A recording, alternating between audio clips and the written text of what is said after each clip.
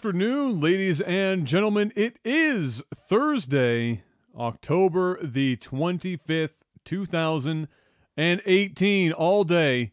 Welcome back. It's another Technical Alpha podcast, and another not particularly crazy week in gaming news. It's been slow. It's been a bit slow. There was almost nothing last week, and this week isn't exactly a heck of a lot crazier, but as always, we are going to take very little and stretch it into a podcast and hopefully make it relatively entertaining for you folks. Full disclosure,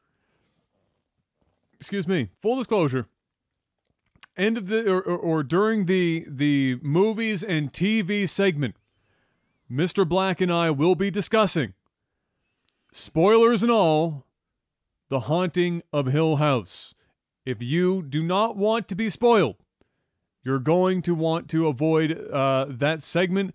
Maybe don't skip so aggressively ahead on YouTube or whatever. We'll obviously say when we are ready to start that segment. Yeah, but usually on YouTube, eventually somebody will one of the boys will gets that going. Yeah, so we'll talk about that when the time comes. So in the movie segment, we'll probably talk quite a bit about.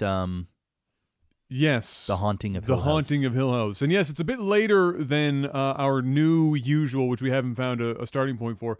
But just a whole whack of roller coasters happened today, and we just got off the roller coaster, and now here we are. Yep. So, Mr. Black. Yeah. Excluding the roller coaster, how has your last week been? It hasn't been too bad. Getting a lot of stuff done on the book, which is good. I think last week I said that I finished writing the book.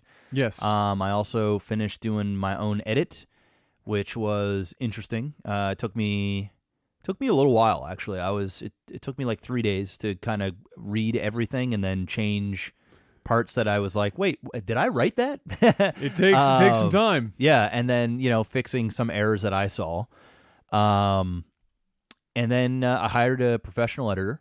And he's editing it. God rest his soul. Yeah, you know what? It's I got some good. He already edited the first 2 chapters. Okay. And basically he did. It was like first he did like the first 10 pages, and we went over it because he wanted to kind of show me. He did a sample edit first to make sure that I got a couple sample edits from a few different people. Yeah, of course. And this guy he was the best that I saw, and he understands the gaming world too. So he was familiar to a degree, which always helps to even like lingo and things like that. Like he got it right. So he wasn't asking me what's Fortnite, right? He kind of already knew exactly what Fortnite was. So anyway, he did the first chapter. I went over. It's really cool how it works. There's like a Word document, like a Google Drive. Or I don't know if it's Google Drive or I think it's Google Drive where you like we do with the Technical Alpha, right? He can highlight and do all that stuff with it. Yeah, but it's such a cool program because there's like an editing mode and a suggestion mode, and he puts like notes, dude. I can't if anybody ever writes a book, get an editor because you not only does he help structure it to make it sound I went from already sounding like a pretty cool book that I was proud of to like, oh man, this is gonna be a real book. Now this sounds professional. Yeah, now. Yeah. He doesn't change. He doesn't delete a bunch of stuff and then rewrite it. Yeah. But he'll grammar, punctuation, and also structure. So I'll say something towards the beginning of a chapter, and then I'll re-mention it at some point, or repeat myself in some ways. And he picks up on everything, and then he'll be like, okay, so you might want to restructure this, and you should focus a little bit more on this, and we should write a little bit more with more authority, and just different things like that. And then next thing you know it, as we're going through the motions, it's it's the same, but it's different. Of course, and it's cool. So I'm enjoying that, and he's going to have all that edited by the end of the month. Awesome. And then obviously I'll go through it, and then that'll be the first edit, and then we'll do a proofread, and then we'll do any changes and stuff like that. And then he's also doing structural stuff too. So it's really cool to see the different paragraphs and jot notes, and it's just starting to look like a fucking almost like a book. Yeah, it comes together a lot differently. Cool. Yeah. So I've been doing that pretty much all week, just that and streaming. I hit Grandmasters 3 times now. Okay. I hit Grandmasters, and then I didn't play for a day. and then I got Oh, dropped. right, you get dropped out of because it, I was yeah. at the bottom of Grandmasters. Yeah. And now Blizzard like every 24 hours there's a contender series now. I didn't know about this, but basically when you're grinding up and you get to the top of Masters towards the bottom of GM for your MMR, you can't just, before you could just grind and eventually get in. Well, now every 24 hours they basically switch the contenders with the low GMs. So if a contender has a higher MMR than a low GM, the GM loses his spot and the new contender goes and takes over. Okay. And they do that every 24 hours. So if you get to a high enough MMR, just don't play anymore. And then at the end of the 24 hours, you'll automatically be promoted. Okay. It doesn't sort of happen like you don't win a game and get promoted like before. Now you got to just work your way up. And then you basically take the spot of somebody else. They probably should have had this system a long time ago. From the beginning? Yeah, it's a really cool system, and I like that. So anyway, I didn't play for a day, and I lost the spot because the contenders were starting to move up. And then, and then I took a few days off, and then I went back and grinded and got GM again. And, and then got GM again. But now my MMR is pretty high in there, so every 24 hours I'm not losing it anymore. Right, I'm high enough now that as long as I don't really drop like another 50 points, I'll just stay somebody else's problem. Somebody else's problem. Right. So anyway, I learned about that. I didn't know. So anyway, that's just been my week, just book and streaming. Been watching a lot of TV lately. I don't know what it is. It's so weird. Now, Kayla is home. She doesn't work anymore. Course, she hasn't been working now for probably the better half of going on 2 months. Right. And it's nice having her around because I get a home-cooked meal, except for tonight when the potatoes weren't fully cooked. Don't say that on live. No. It was a valiant effort. It was. I'm blaming the recipe. It was the recipe. The recipe was yes. garbage. Yeah. But yeah, like it's great having Kayla home because I always have home cooked meals. But then, I finish working or doing some voice stuff, and then I go upstairs, and she's been upstairs by herself all day, like or with the dog, or she'll go for a walk or whatever, and then she just wants to like hang out. So we just which is great, but we've just been watching so much TV. Like, Well, I mean, what else are you going to do in the night? I know. Like, really? Like, before, she'd be working, and then I'd, like, go to bed or whatever, and then the nights that we had off together, we'd go to a movie or we'd watch a little bit of TV, but every night, she's always off. So I'm like, okay, what else are we going to do? Watch movies, watch Netflix. So we've been watching a lot of TV. Crushing the TV and Netflix. A lot of Netflix and chilling. Why not? Why not? That's what I've been doing for the last Lord knows how long. So yeah, although we're getting to the point now where Netflix is getting thin. It is getting thin. We were watching Riverdale last night because we had watched it leading up to this point, and the show's done some pretty weird things to begin with. But the last 2 episodes have kind of been like I've been sitting back going, did the writers forget that these are teenagers? Or do they just low-key like pedophile type shit? Like I don't like it's kind of there because it's on the Archie comics, right? Is what that whole thing is about. And so these are like juniors in high school at best, which would make them 17 years old, 16 and 17 years old. Yep. So, and they're doing some pretty adult shit, and like the level of hypersexual shit that they do is so weird. It's kind of awkward because the actors are like 27 years old. Yeah, so they're like whatever. It's whatever. Yeah. But like if you every now and then you stop and you think about, because the show's kind of intentionally campy because it's Archie comics. So like, I mean, the comics campy, but it pulls you out and you go, wait. Every now and then you go, wait a minute, the fuck am I watching? Like if you think about it, you're like, these are children. What are they doing? Stop the madness. What are you guys doing? Anyway. So yeah, this week for me, I didn't have a book to be edited, so I just basically. Over the weekend, Dad and I went down to the homestead to winterize the house because it's the first time possibly since that house has been built, which would be about 170 years. This would be the first time in the house's history that it's been empty for the winter. So we had to, because my grandmother's in a home now, so we had to go down. You had to prep the house. And prep the house for the wintertime. You drain all the pipes, make all that magic happen. And of course, since the house is as old as it is, draining the pipes and doing all that isn't exactly like as straightforward as it would be in a new build. Like new construction, the plumbing is usually relatively straightforward. And you know what's going through walls and where. We can see a lot of what my grandfather did when he updated the plumbing at some point in like the 50s or 60s. We ran copper and some plastic pipe, but you don't know what the fuck is behind You have to like those listen walls. to the walls. You'd have to like start knocking out walls, and there'd just be asbestos and shit. You don't want to do that No. stuff. So we did our best. We emptied everything, and of course we had the plumbing issue in September, which won't be fixed until spring. So we had even the night we were there, we had no way of getting rid of toilet water or sink water. So everything was in a bucket. So you're shitting in a bucket and throwing it in the woods. Great. It was like camping, but In a house. So it was an interesting time. It was cold. You're like one of those hipsters that makes those small houses, and then they have like a little shit spot outside. Yeah, except we weren't growing like our own microgreens with our shit. Yeah. Yeah, that we didn't go that far. We didn't go that far. So we did that, and then got back, and it was Gab's birthday weekend, so we did birthday stuff. Excuse me, and that's been basically it. The last couple of days, it's just been back to normal work, do stuff around the house and the streaming stuff and the whatever. It's nothing exciting. Played some more. I'm playing more Black Ops because I've just been in a multiplayer game mood. I get in these ruts where I just want to play a multiplayer game. I don't want to do anything else. I always want to play multiplayer games. Yeah. Well, I was in the midst of doing like 3 different games that I was going to do reviews for, but that was when I also was working on the website. But when we started merging all of this technical alpha stuff and whatnot, and I had to put the website on hold, I was like, I don't want to do any game review shit right now. So I've just been in the midst of Playing some COD. Playing COD, which it. is, has its ups and downs. Yeah, it's not bad. I've been playing a little bit of it. I like squads, so 4-man, because 4-man solves a lot of the problems that game has, or what I perceive as problems for the game. Mostly stuff like mid-range combat is garbage, but when you have 4 people shooting at somebody from mid-range, It's not bad. it makes it viable. Yeah. Because instead of getting peppered by 1 or 2, to 5 or 7 bullets and only taking like 3 damage, now you're getting hit by like 21 bullets. Yeah. And you And then actually you start die. to die. Yeah.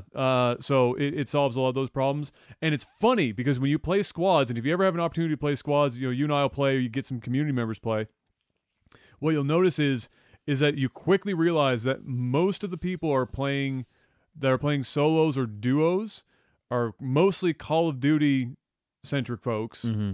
You get into the squads and it really starts to show who hasn't played very many battle royales before, because how they rotate on circle changes, how they engage in combat, especially how they engage in combat. It's like the people that play Call of Duty have no idea how to handle long-range combat. So you'll get people just potato fucking aiming all over the place, or they don't know how to properly use cover because they're just used to to running like Kenyans and just getting out of like every fucking gunfight.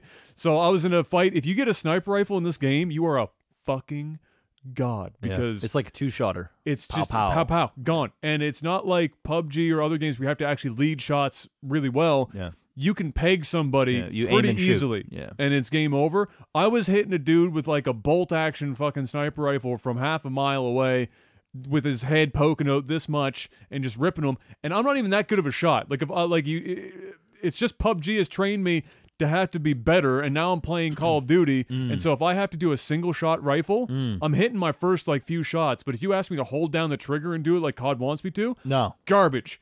Trash. I've been in more close range combat with a automatic shotgun where I've just been like fucking firing everywhere, and the dude could just stand still and I wouldn't be hitting shit. But if he gets to be about 50 to 100 feet away, You got him. I'm good. But you get inside that 50 feet, I'm a wet paper bag. So yeah, we played some of that. It's bad enough though in squads.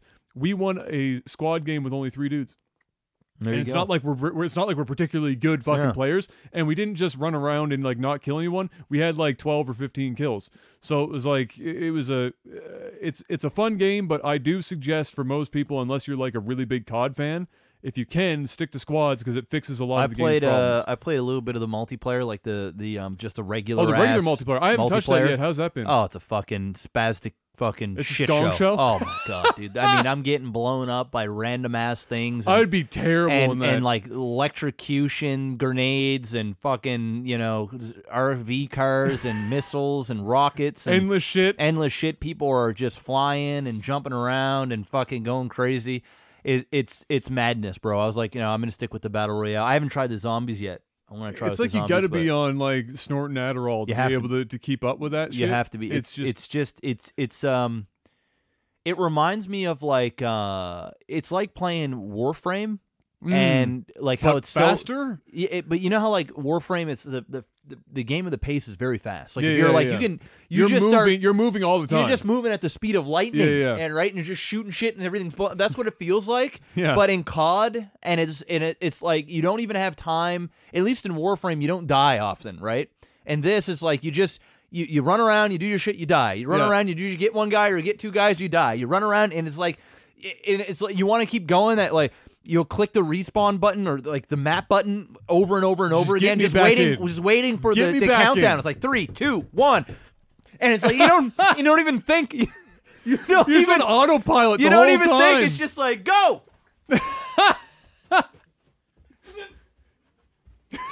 That's what it is, and it's nonstop. And it gets tiring. It gets tiring. Well, it's even tiring playing the blackout mode because how it goes is like the first opening 3 to 4 minutes of blackout is a regular multiplayer match. Yes. Because everyone's really close. Yes. And it's frantic fuckery. Yes. And then as soon as you get to the mid and late game, now you're playing like PUBG or some shit, and then people get lost. If they're COD players, they're like, where am I? Yeah. Ah, What do I do? I'm in an open field. Ah. Yeah. And they don't know what the fuck Find me to a do. house to camp in. Exactly. Where can I sit in a corner? Like Yeah. that. Like that's kind of what happens. So yeah, it's kind of funny in that regard. It's not bad. It's not bad. Yeah. It serves its purpose, and it's definitely a game that I can chuck on for a couple hours and Yeah, have fun yeah. playing. Yeah, exactly. Yeah. You I know, can. that's it. I can. And for the sure. thing is, I don't rage either, which is nice. I definitely rage. Oh well, I in this Not game like- maybe not it's like because I don't crazy care. hard. Maybe it's because I don't care. Yeah. But like I'll get killed and I'll just kind of laugh it off. I'd be like, ha, or be like, shit, he got me. But like in other like if I was playing Realm Royale and I was like competitive, I'd be like, fuck. Yeah. Well, you I'd be play like this shit. If you play Black Ops enough, you'll probably start to rage because probably. eventually you get over that Probably. that zone where you're just playing casually and you're Yeah. like, now I want to win. Yeah. Because you start to get a little better, and you get as soon as you get to a certain level of competence with a game, then you get angry when you can't, Yeah. you can't Fuck somebody up. can't perform. Yeah. And somebody dumpsters you. Or for me, I don't really get angry if somebody like really dummies me. It's more like the game has 20 tick rate, which means It's horrible. Which means I'll be shooting a dude and like reticles on him, and it's already bad enough that the bullets fucking. It's like every round is subsonic. Just the slowest ass fucking bullets in the world. And so you can strafe it like it's a club in N64. Just dudes going. Here's my best example of this because of the tick rate and the bullet speed and the fact that they run like canyons. I was in a house with a dude in a kitchen. He was coming in through the garage door, so there's like an island there because every house is the fucking same. He's coming through the island. And he's there, and he's got a pump shotgun, and I have a 7.62 belt-fed fucking noob cannon. Just that big-ass Arnold Schwarzenegger Terminator 3, all right? I've got it full auto, and he comes to the door. I heard him. I waited for him to open the door. I'm ready. As soon as that door opened, a fucking micrometer. I just... and it's just this chain gun going on. He gets in, he gets hit once, and then he just starts doing this. He started pulling the Matrix. Dodging bullets. And I haven't changed where my gun is really pointing all that much. It's chest height. And the bullets, I mean, there's only about 12 feet between me and him. It's like from me to that where are fucking the bullets computer. going? And he's apparently, the Flash, he is strafing in between the bullets of the fucking gun. And I'm sitting here going, what the fuck is happening? And then he just hits me twice with a shotgun. I'm dead. And I was like, oh, fuck. Fuck. So that's the shit I rage at. I don't really care if somebody's across the map and they just dummy me with some shit or something. Then you're like, all right, that was impressive or whatever. It is what it is. But that's the stuff that drives me nuts. But yeah, I played some of that and it was whatever. Jeff, we have a short list. I'm going to get through some of the stuff that you just don't give a fuck about. Just get that right out of the way. All right. Just like we talked about before, the Intel's 9900K. All right, now they're really starting to get the tests on. Before it was a little bit of concern about what's going on. Now people are like, holy shit, this might be the worst fucking processor launch Intel's had in a long time. The 9900K with a 360 mil rad liquid cooler strapped to it. That is a big ass fucking rad. 90 degrees Celsius under load. 90. That's hot. That's not overclock, bro. Woo. That's just stock fucking shit. That's hot. 90 degrees. That's hot. That's fucked up. You're going to need AC. People aim for 60. And even some people are going, 60's a little warm. 90. It's insane. You could cook an egg on that bitch. You could cook an egg on that bitch. You could cook many on that bitch. Cook a steak. You could sear a steak on it. You could. You end up fucking. So I can't remember the YouTuber I saw, but a dude delidded it. So he took the chip apart, and it was like, so not to get too complicated, but between, like, you know where you put the heat sink, the metal part of the chip at the top. When you put the heat sink on top of it. Okay, so you take that off, and then it's the chip underneath, basically. Yes. Okay, so when you delid, people were delidding Intel chips because they were using more of like a pasty substance to do the cooling between those two places, and instead of soldering it, which is what AMD would do, and solder was such a better conductor that the temperatures were always lower. So what people were doing were delidding and putting their own. If you ever hear somebody say, "I'm putting liquid metal on my," that's what it means. They delid it. They literally put some metal and they soldered some shit on there. So Intel had been being bugged by the fans for fucking ever. Solder your goddamn chips. You're charging us $5 billion for this processor. AMD's charging $46.50, and they're soldering their shit, and you're over here putting this half-assed fucking garbage on there. Give me the solder. And so Intel, I don't know if Intel internally went, because it's more expensive, if Intel internally went, you know what we're going to do? We're going to be the fucking child that the mother says, do your laundry. And you don't want to do your laundry.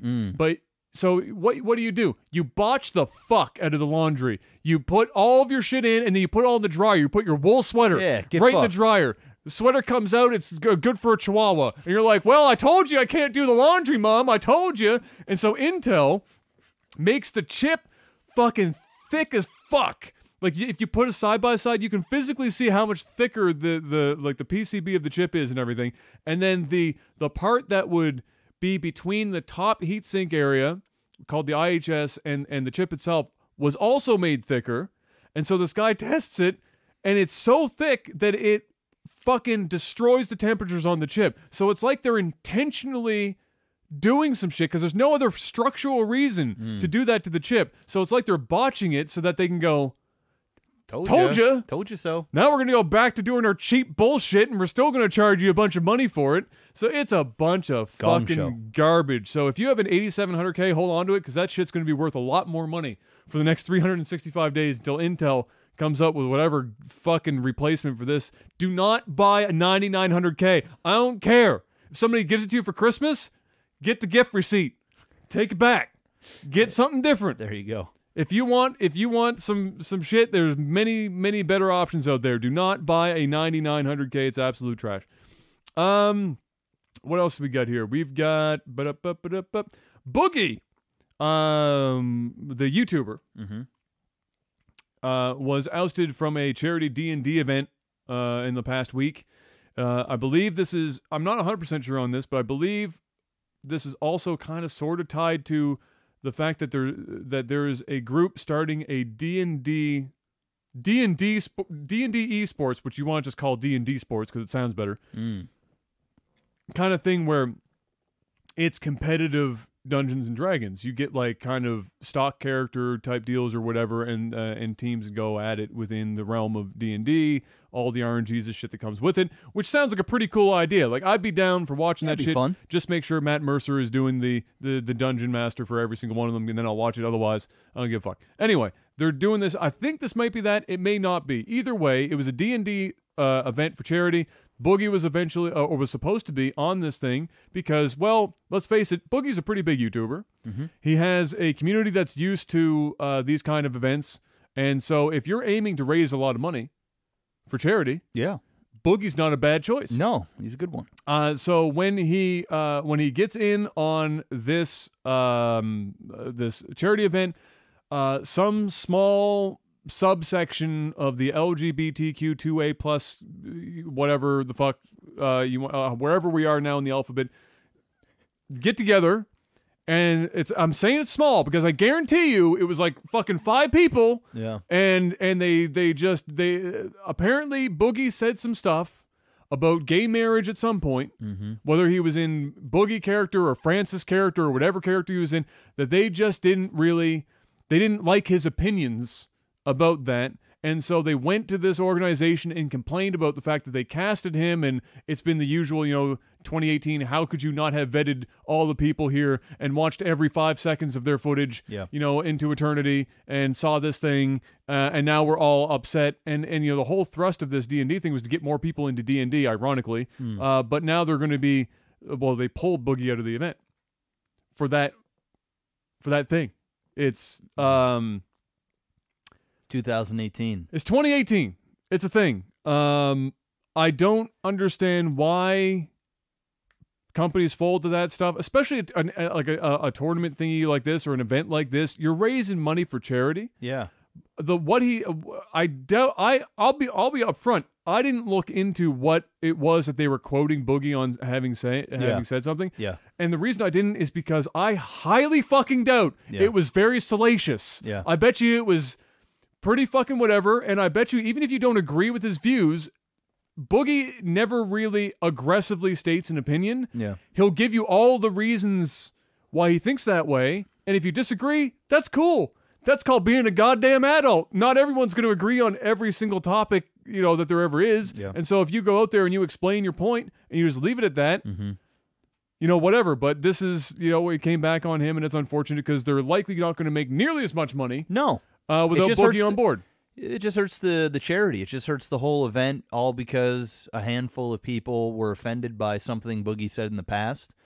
And so they were likely on a personal vendetta to try and ruin his career or ruin any potential sponsorship or live event opportunities that he would be doing in the future, regardless of the fact that they're really just taking money away from a great cause, all because of their distaste in somebody's opinions or for their own personal vendetta against him. Listen, there are plenty of actors, musicians, streamers, whatever, that I don't agree with everything they say. I don't agree with certain people's beliefs in religion. I don't agree with everybody's belief in abortion or gun laws or our LGBTQ. Not saying I have anything against the community. I'm just making a comparison here. But I don't go out and attack these individuals for thinking a certain way, and I most certainly don't go after their livelihood or try and spoil a charity event because I don't like what a person has said. That's just called, like you just said, it's like being an adult and just moving on and saying, "Listen, you're an asshole. I don't like what you're doing, but hey, you know what? I don't support you, so I'm not going to watch this event." Or whatever. Why is it that somebody needs to go above and beyond to not only hurt the reputation of somebody or attempt to, but then also put a company that's looking to do good for a charity to basically threaten them in some way, right? Because that's what they're doing. They're strong-arming this thing to make a decision. Yeah. And it's just not right. It puts that company in a weird position, puts Boogie in a weird position. It puts it puts the fans, everything in a shittier situation, all because somebody. Now I don't know what Boogie said. Like you said, I mean, he might have said some pretty atrocious things. He doesn't seem like the guy that would say anything too hateful. But even still, he's entitled to his opinion on things, and even more so if he's in that Francis character that he has that's a little over the top. So here's what happened. So he did the H3H3 podcast, which I remember seeing parts of because he was in the midst of that big Gamergate shit with Anita Sarkeesian or whatever her name is. Yeah, I heard about that. And then he did the podcast and was pretty forthcoming with everything with Anita. And then I think it might have been the same podcast. Maybe it was a different one. Mm-hmm. But anyway, Eldred here is saying in chat, he said that during one of or the podcast I was talking about, that he said he supports gay marriage, but doesn't think that it should or everything should be pushed so fast in society. I remember hearing this conversation, now that I think about it, after you say that, Eldred. And then afterwards he said he changes his mind, but they still hate him. So I can't speak to him backpedaling on it, but like his reasoning for why to not push stuff into society so quickly was reasonable. I didn't hear anything that was crazy. When you force change upon people really, really quickly, you are going to get backlash. Yeah. Even if they inevitably kind of accept it, people are way more likely to hold a grudge or begrudgingly accept something, or be jaded about something if that's how it's handled. And if you look at how long it takes to make a change at a societal level, it's a long time. I mean, this is how I've always put it to people. When people come to me and say, I can't believe this person's, oh my God, I've been trying so hard to get this person, like or I can't believe that, we still have these things happening in society, blah, blah, blah. And I stop and I say, all right, I understand that. I get it. I get upset about this shit too sometimes. But think about this. How difficult is it to change somebody's opinion when they're in like their 20s or their 30s? And the deeper into life they go, how much harder it is to change their opinion lot harder on anything. And that's from like some basic shit that is frivolous fucking nothing. Yeah. And then take some big ticket items, throw it in there when they form opinions at that point in their adult life, and try to convince them to change that, and then do that, and then do it at enough people that the society gets affected, and then from a societal level make that change. You don't do that shit. Doesn't happen overnight. In a year, you don't do that in 2. You don't do that in 10. Yeah. You do that in 50. It's a lifetime. Maybe. It's a generation almost, right? Yeah, it's minimum a generation. It's like usually, sure, there'll be some people that are open-minded and they have enough humility and they can just take their own bias out, but those people are very rare.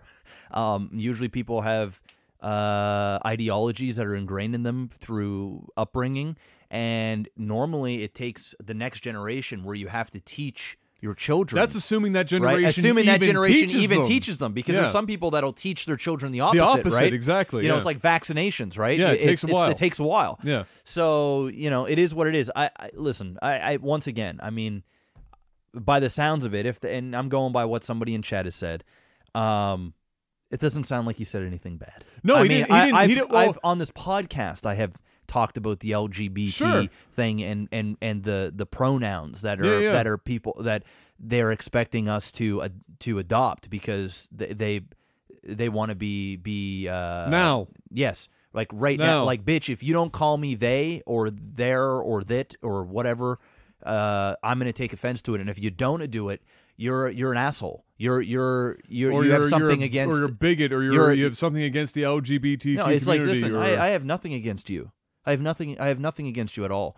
But don't expect me to immediately overnight try and it's that thing where I don't want to get too deep into this, but I'm assuming, and I've talked to people, and listen, I know people that are trans, and I'm friends with a couple of people that are trans, and it isn't as simple as if you come out and you try and be who you are, or who you feel like you are, and you come out to your parents and you say, "Listen, this is who I am. I no longer want to be a boy known as a boy. I feel like I'm a girl, and thus I want you to call me a she." Some parents will respect that, and they'll be as supportive as possible. But then there's some parents or some friends and family that go, "What the fuck?" Like, and it's, you shouldn't take offense to that. It's a lot to.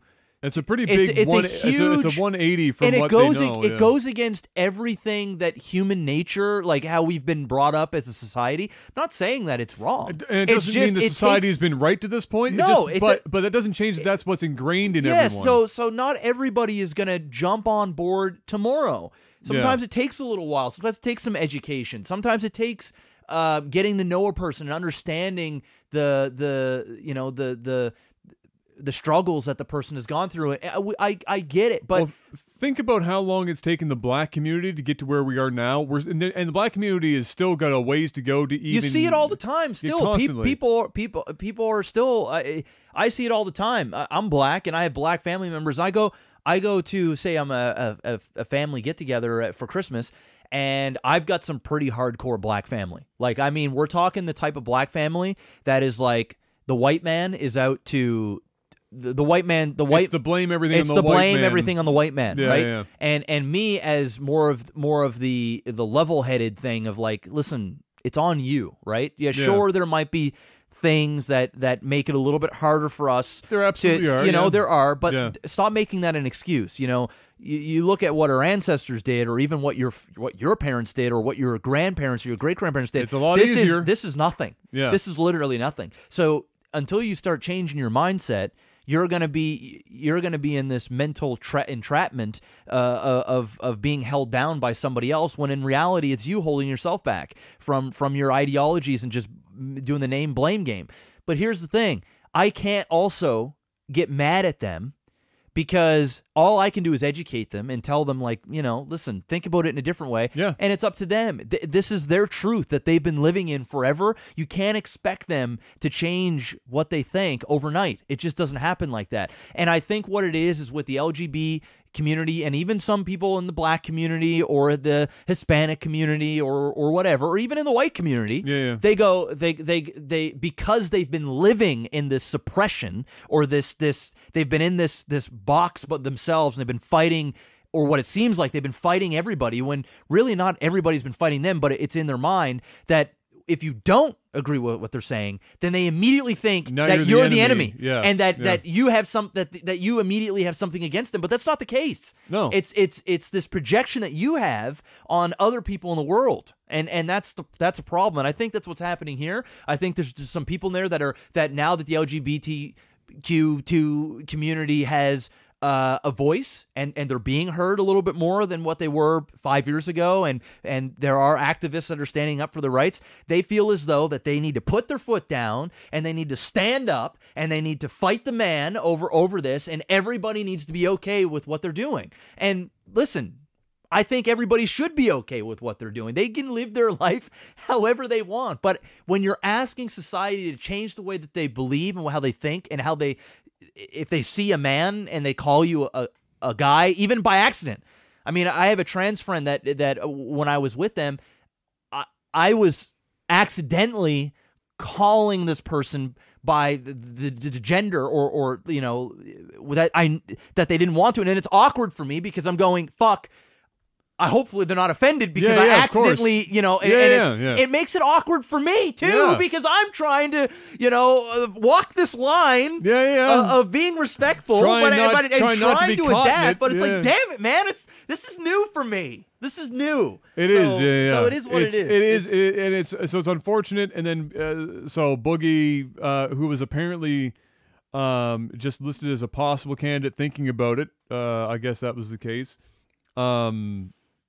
Yeah, just at that point, and then he got caught up in all this nonsense, and I'm sure there is an extension of his ties with the Gamergate, Anita Sarkeesian, you know, scandal type deal that has carried over, because there's a lot of the Gamergate and the LGBTQ. There's a lot of crossover there in terms of support groups that float around. So I suspect it's probably catching a little fire spillover. Yep. And it's unfortunate because, again, I've never met Boogie in person. No. But he doesn't strike me as the type of person who is particularly wildly different in person than he is on camera. He seems to, on every like out of character interview he's ever done that I've seen, he seems to present his points with relative, you know, rational behavior, and he rarely, if ever, I don't know, maybe he has, but for me, I haven't seen him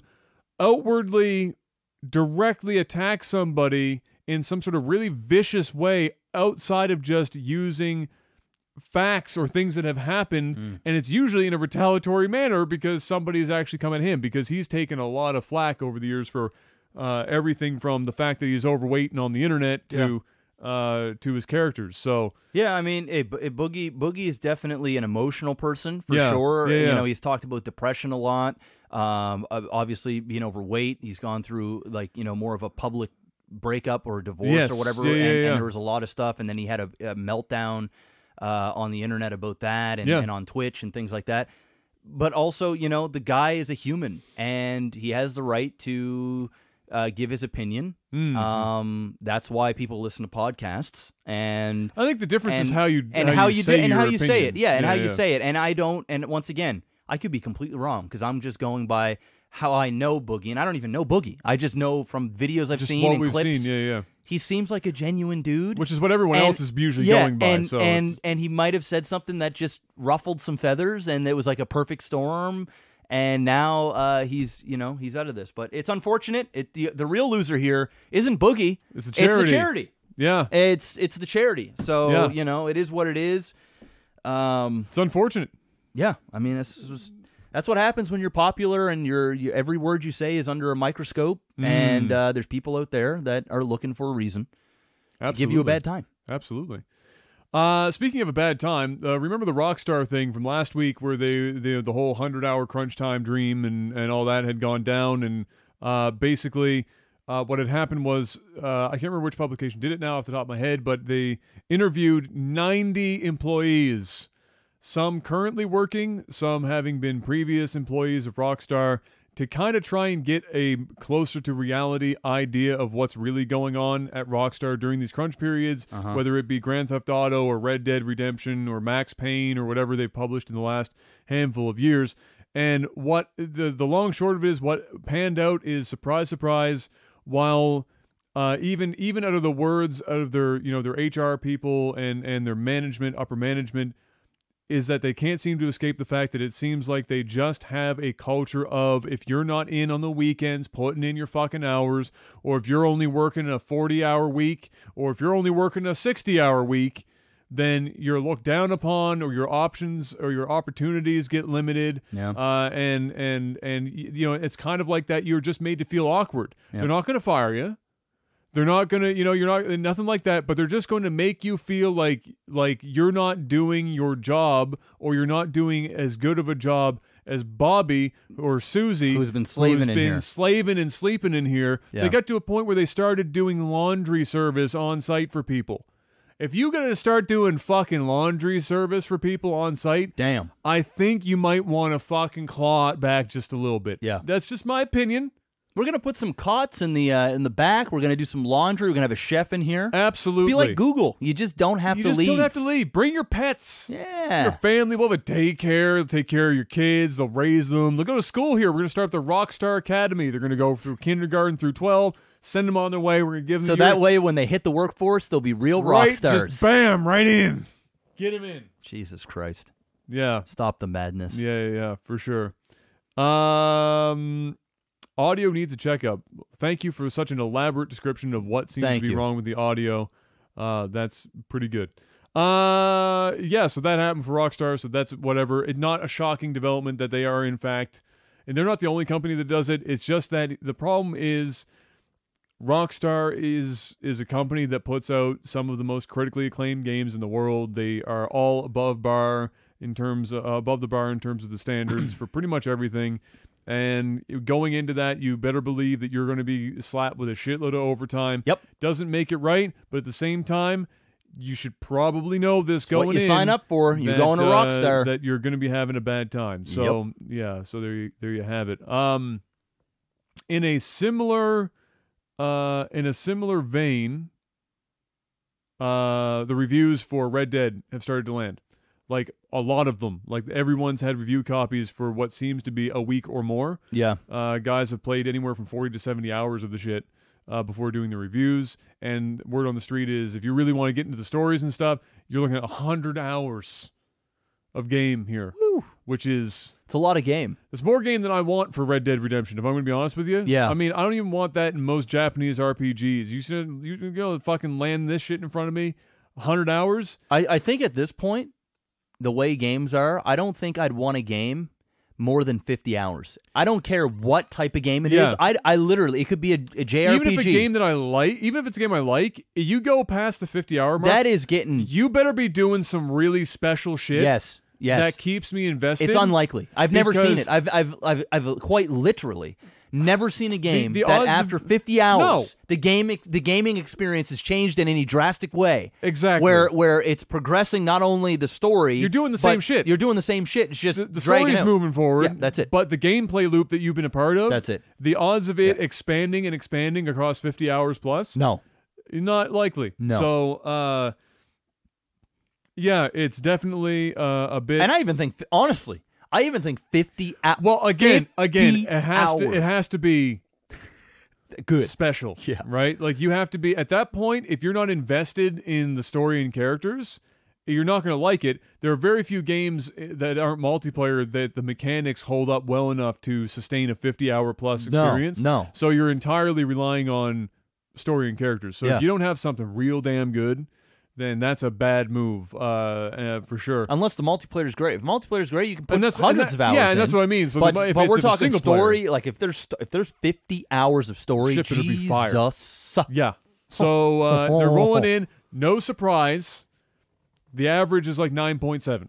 Of course. It's up there. Of course. My concern with this game, after I watched GameSpot do a little live stream of it this morning, I've seen a little bit bits and pieces in places, and read a couple of reviews. Kotaku, the guy who did the review for Kotaku, sounded like, or Kotaku. Anyway, sounded like he was writing a review of like a painting in the Louvre. Like he sounded like he was some sort of crazy art. Like it was, the review was. And I'm not saying it was bad. It was an impressive piece of writing from like the standpoint of writing. Yeah. It was actually a little too flowery for me for a game review, because then first of all it was like fucking 4,000 words or more. It went on forever. But it was real fucking flowery. And well, you know why? It's because it was like at one point they even described it how this is the type of game where we even have to look at how we critique games to accurately describe just the levels of intricacy that's at hand here. But the common thread that I've seen from gameplay and reading some reviews is that what scares me is that the scope of the game is so huge. And it is huge. It's probably the biggest scope for any video game I've ever seen. Outside of Star Citizen. Star Citizen notwithstanding. Yeah. But that's not a game yet. That's just a demo. Yeah. So for games that exist now, it's the biggest by miles. It's not even a close second for anyone behind it. Grand Theft Auto 5, probably the closest facsimile. It's dense, and it's the kind of but it's the kind of stuff that makes the game dense that I think is going to bore people. They're going to be heavily invested in characters and story to a degree, for sure, because all the Rockstar characters are usually very well voice acted. Everything's always great. But when you get to the game and you start doing stuff like skinning animals, which you're going to have to do about God knows how many. If you played the first Red Dead, you skinned several. Mm-hmm. And the animation looks real good. You watch the animation of an animal being skinned, other than it making it look a little too easy, because it was like fucking a knife through hot butter, or a hot knife through butter is what I meant to say. Just fucking whatever. But you're watching the skin move around, and it looks fucking good. Somebody spent probably an inordinate amount of time doing the animation for that skinning thing, but it takes a while for that animation to be done. And when you gotta do so many of those, it's a lot. After the first time, a couple of times you see it, you're like, oh my God, that looks nice. so. This game's that fire. looks so fucking good, man. Holy 70 shit. hours later. I can smell the blood. And then you get like 2,000 pelts later, and you're like, fucking hurry up, goddamn! Yeah. I just want to go! Yeah. And then you're like, oh, I gotta shave. My character's growing a beard. Fuck. Let cool it grow. The first time, and then all of a sudden, your character's just got a beard down to his dick, and you haven't skinned an animal in 50 hours, and you're just like, I just want to see the end of the story. Like, I feel like that's what's going to happen. Like, I feel like people are going to be enamored with the first like 15-ish hours of it, because everything's fresh. Yeah. And it looks and sounds so fucking good, and the characters are well written, and the story is well done, and the voice acting is incredible, and the animation is amazing, and graphically for a console, it looks like some shit out of like the next generation. And if it was on a PC, it would blow your fucking mind even harder. But Rockstars will be 5 years if ever we see it on the PC. And then they get past that mark, and then they know it's just the story and the characters that they're climbing after, but the stuff that they have to dredge through to get in between all of those spots, those plot points, those character Swamp. developments It's and stuff, and all the little side stuff. It overwhelms you. You start doing it. Was kind of like Breath of the Wild with Zelda. There was so much shit to do, so much shit to collect, so many things to go and see. Which on paper sounds it's a perfectionist. great. It's a completionist's Yeah, nightmare, exactly. right? Where your OCD is like, oh my god, You don't know where to start. You Yeah. get overwhelmed, Yeah. and then you just don't want to do anything. Yeah. And then you want to rush through the game because you're like, I just want to fucking see what's going on. And I think, having not played it, this is a guess, but I think outside of the critics and the people that know that they're getting into that kind of thing, yeah. that I feel like is going to be the takeaway, and it's probably going to be one of those things where it will be reviews from like 2 or 3 months from now. Yeah. And they'll start to come in, and it will be, this is a really good fucking video game. Yeah. But fuck me if it didn't drag like a son of a bitch. Yeah. And test my patience. Yeah, right now it's the honeymoon phase. You never know. It could be a fantastic game. It could be great. I did watch about 20 minutes, 30 minutes of it today.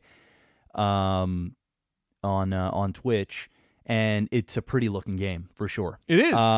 It is. It's a pretty fucking looking game. One thing that I did notice where a guy was I don't know how deep into the game. I'm assuming it was pretty early on, but there was some sort of fight happening, and this isn't like a main story thing. I think it was just like an NPC just doing some shit. random shit. Yeah. There was like one of those old Western saloons, right? And I know where you're going there's with like this. two of them, Yeah. and there's a guy in an alleyway, black dude, and a black girl, and they're on the side, and the dude is cussing out the girl, and the girl's like, fuck you, and he's like, I don't know, remember what he's saying, but he's like, you fucking bitch, or like, blah blah. He's mad at her, and then the main character, your character, goes up into the alley, and your character goes, is there a problem here? Something like that, right? And the guy goes, none of your fucking business, or whatever. Yeah. And then the guy goes, you want it to be my business, right? Basically, like acting tough, right? Of and getting course, ready, yeah, getting ready to show down.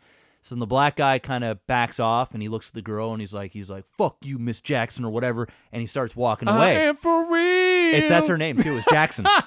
So he starts walking away, and the guy I was watching, he decides to follow the dude. Right, just to kind of see, like, what the NPC would do, where he's right? gonna go. What he's going to do, where he's going to go. Starts walking towards the back of the building. He's walking, and then he opens up a gate to go to his horse, the black guy. Yeah.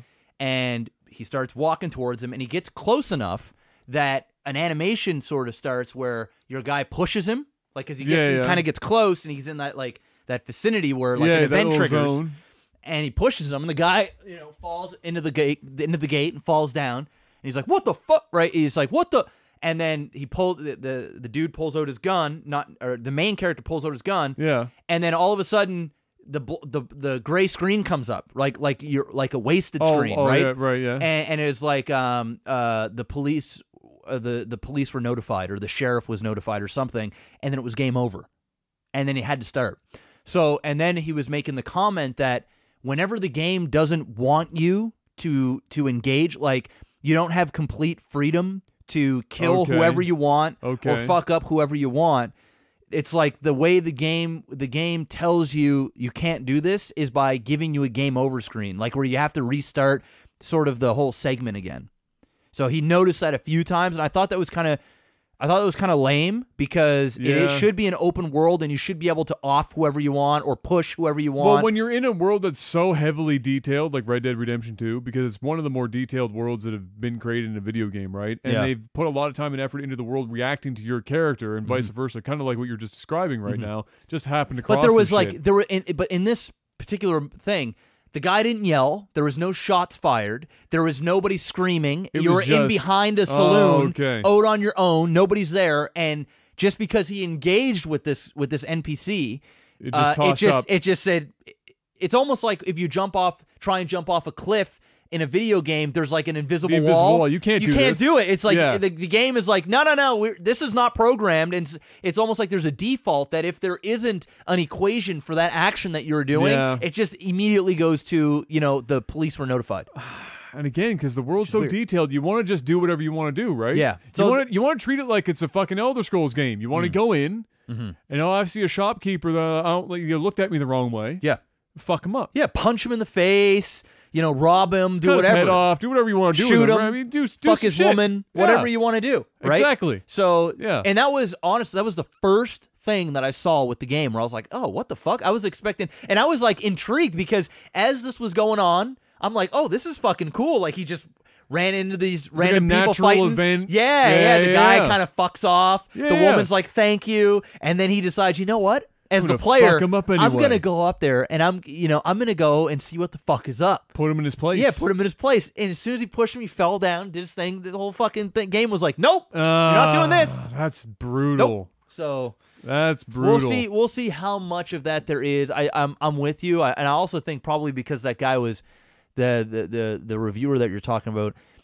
He probably went extra ham for this review because it is such it's game a high-profile that game, there's so many people are going to read it that he wants his time to shine as a reviewer. And he wants to show his chops. Again, right? from a writing standpoint, Yeah. fucking 10 out of 10. Yeah, it's like being the finalist on American Idol. You're not going to go in there with the song that you started with. You're gonna go in and put it all out there. You do some right? bridge over troubled water type shit. Exactly, some Clay Aiken bridge over troubled water, and you exactly. blow the fucking roof off. The thing that I think is likely going to happen. Trust me, people have been fucking clawing for this game. I mean, this is forever. like, I mean, nobody shuts up. Oh about yeah, this. for sure. I think what's going to happen is they're in this honeymoon phase right now, where you've got this side piece and the sex is bomb. And she's fucking rocking your world. And, she's letting you fucking snort coke off her ass. Wow. And she's doing shit Going the extra that mile. you've never done before. She's right? in pain for the coke. And the woman at your home just wants to starfish and cuddle and watch Netflix. And you're getting your rocks off here. But then after a month or so, after you realize that there's no real connection, it fizzles out. It just fizzles out. And then you realize that now you got to deal with all the shit that you don't want to deal with her. She's crazy. She's calling you all hours of the night. She's looking for money. She's fucking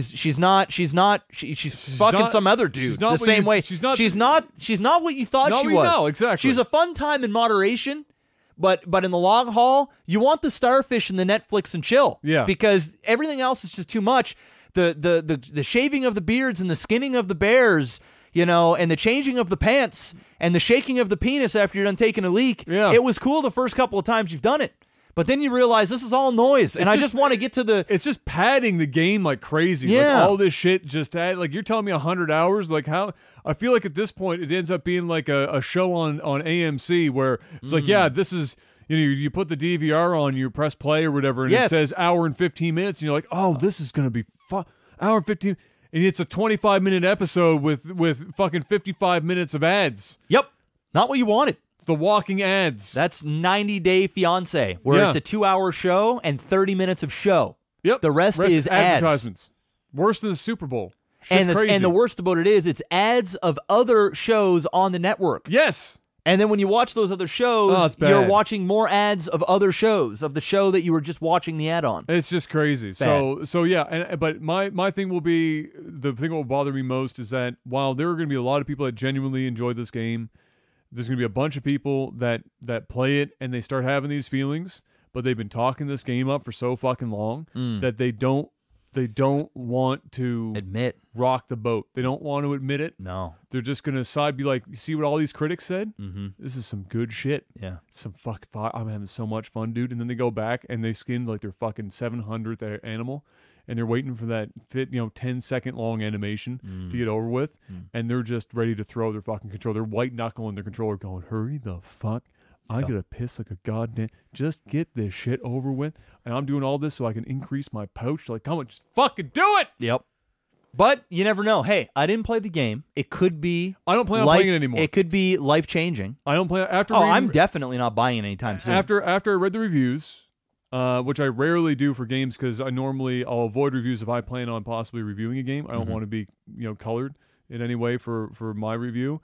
For this one, I read a few and I watched some gameplay because I had a sneaking suspicion that the game was going to be super long, but not in the kind of way that I would want the game to be fucking long. And I already knew that was going to just make me rage for 60 fucking hours. Yeah. And I was not in the mood for 60 hours of that shit. You'd rather play Call of Duty. Am I going to sit back and clap at how beautiful the game looks and how good the characters are written and how amazing the voice acting is?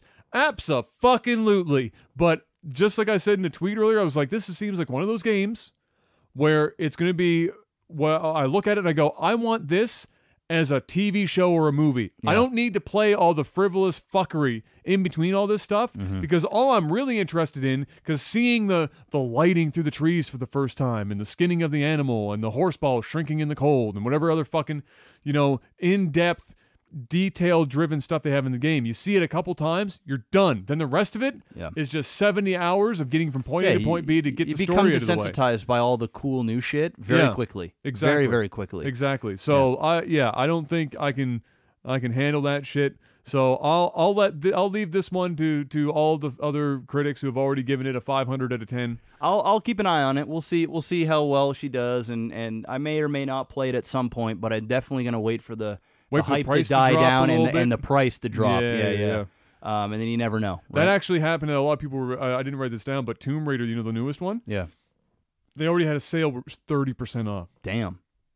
And people were salty. Yeah, because they just paid full price for it. Just fucking came out, and it wasn't like it wasn't even like a time for a major sale. It wasn't a Black Friday. Yeah. It wasn't a. Well, they probably did it because look Christmas what games sale. Are coming out. They probably like shit. We gotta get it in. We got to get it in now because people are only going to spend so much money. Oh, it's crazy. And we better do it. But 30% off that early. That's a lot. That was a savage fucking deal for those people. Let's see what we got here. Oh, here's a really quick meme for us right now. Devil May Cry. That they have the new Devil May Cry coming. We saw it at E3. Not a whole hell of a lot of it, but we saw some of it at E3. They have a special edition, and following in the footsteps of Ubisoft, somebody did a whole lot of drugs one night and then came up with an idea for what the special edition was going to be. Okay. You ready for this shit? I'm ready. It's an $8,000 jacket. And if you look up Devil May Cry jacket, special edition or some shit, and you actually see the jacket, it looks like some shit that a mediocre cosplayer put together. And it's $8,000 US. This is going to be a troll. $8,000! You're going to see this jacket and fucking crack a smile. Yeah, it's bad. Dude, it looks like some cheap ass bargain bin shit for $8,000. You got to be out of your fucking mind. Holy shit. Look at it. Ultra. They call it Ultra Limited Edition. Yeah. Of Devil May Cry 5. Comes with Dante's jacket. Costs $8,000. Yeah. Yeah. It literally says, what the fuck? We've seen plenty of comedically priced special limited edition video games in the past, most of which come with items that can be bought elsewhere at a much lower cost. For the upcoming Devil May Cry 5, Capcom Japan is offering a version that costs $8,000 US, all because it ships with a leather jacket. Yep. Capcom's Japanese ultra limited edition versions of Devil May Cry come with a replica leather jacket that are worn by the game's 3 playable characters, Dante, Nero, and 5, for an authentic cosplayer and for those who think they look dashing in Dante's duster. The most expensive edition is available for 900,000 Japanese yen, which is right around $8,000 US. You also get the game as well. Well, thank God for that. So around $60 will go towards that. Unfucking. Oh, they have. $8,000 is a fair bit of cash to drop on a coat. Yes. Thankfully. Okay. The Nero coat, the Nero edition. Yes, the Nero edition, yes. With its blue jacket is a much more sensible 750,000 yen. Oh, God, right around 6,500 US. Oh, well, then that's fine. There's also the 5 edition. Okay. Or the V. I don't know which one they're going with here. The V, the 5. Okay. Which is a bargain. It literally says a bargain, 600,000 yen, which is about $5,300 US. Yeah, well, And it doesn't even have sleeves. All jackets are a one-size-fits-all, too. Each limited edition jacket also comes with 3 pieces of interchangeable box art. So that's something. Oh, fucking thank God. Not all of us are made of money, though. So for the non-lottery winners, there's the E-Capcom limited edition. Instead of a leather jacket... Do you get a picture of the jacket? It comes with a pretty nice work shirt with Devil May Cry name embolized on it. Oh. At 11,852 yen, which is only $105. Hey, now we're talking. It's a lot more sensible priced than the other versions. No word on whether these limited editions will be sold out of Japan. That is it's one of, and that shirt looks like ass. Absolute ass. I wouldn't pay. It looks like they went to a thrift store. Yeah. And stitched Devil May Cry on the front. That's what I'm saying. And that's the show. Dude, these jackets are horrendous. I swear to God, for 8,000 to buy all these jackets, you're getting close to 20 grand. You know what I could get for $8,000? A down payment on a house. Well, yes, for sure. Well, you're getting there for sure. You're getting pretty close. You're getting pretty close. But I could get a winter jacket made by Tom fucking Ford. Yes. For $8,000. Yes, dude, you could go. And it wouldn't be one size fits all. No, it would be fitted. It would be one size fits Adam. For $8,000 fucking dollars. Dude. What the fuck? For $8 grand. I could literally pay somebody. No, probably I would say honestly, if you wanted this replica, you could probably spend about $2,000. Pay somebody to make it. To pay somebody to make it and do a much better job and one that's fitted for you. I just go downtown to fucking Gottingen, go see the old Greek guy, be like, all right, look, I'm going to just give you $5 grand and some leather and just make me this jacket and it will fit me. Instead of just being one. This has got to be. It's a meme, bro. This has got to be a joke. It's a meme. This has got to be a. Somebody's gonna buy it. Is the shitty part about this? Oh, multiple people are gonna buy it, dude. There will be this thing's several. gonna sell out. If they make 1,000 of these jackets, they're gonna sell 1,000 of these jackets of each one. Oh, please no. You know they're going to. I hope not. There are people. Why? Why? I mean, listen. People can spend their money however the fuck they want to spend their money.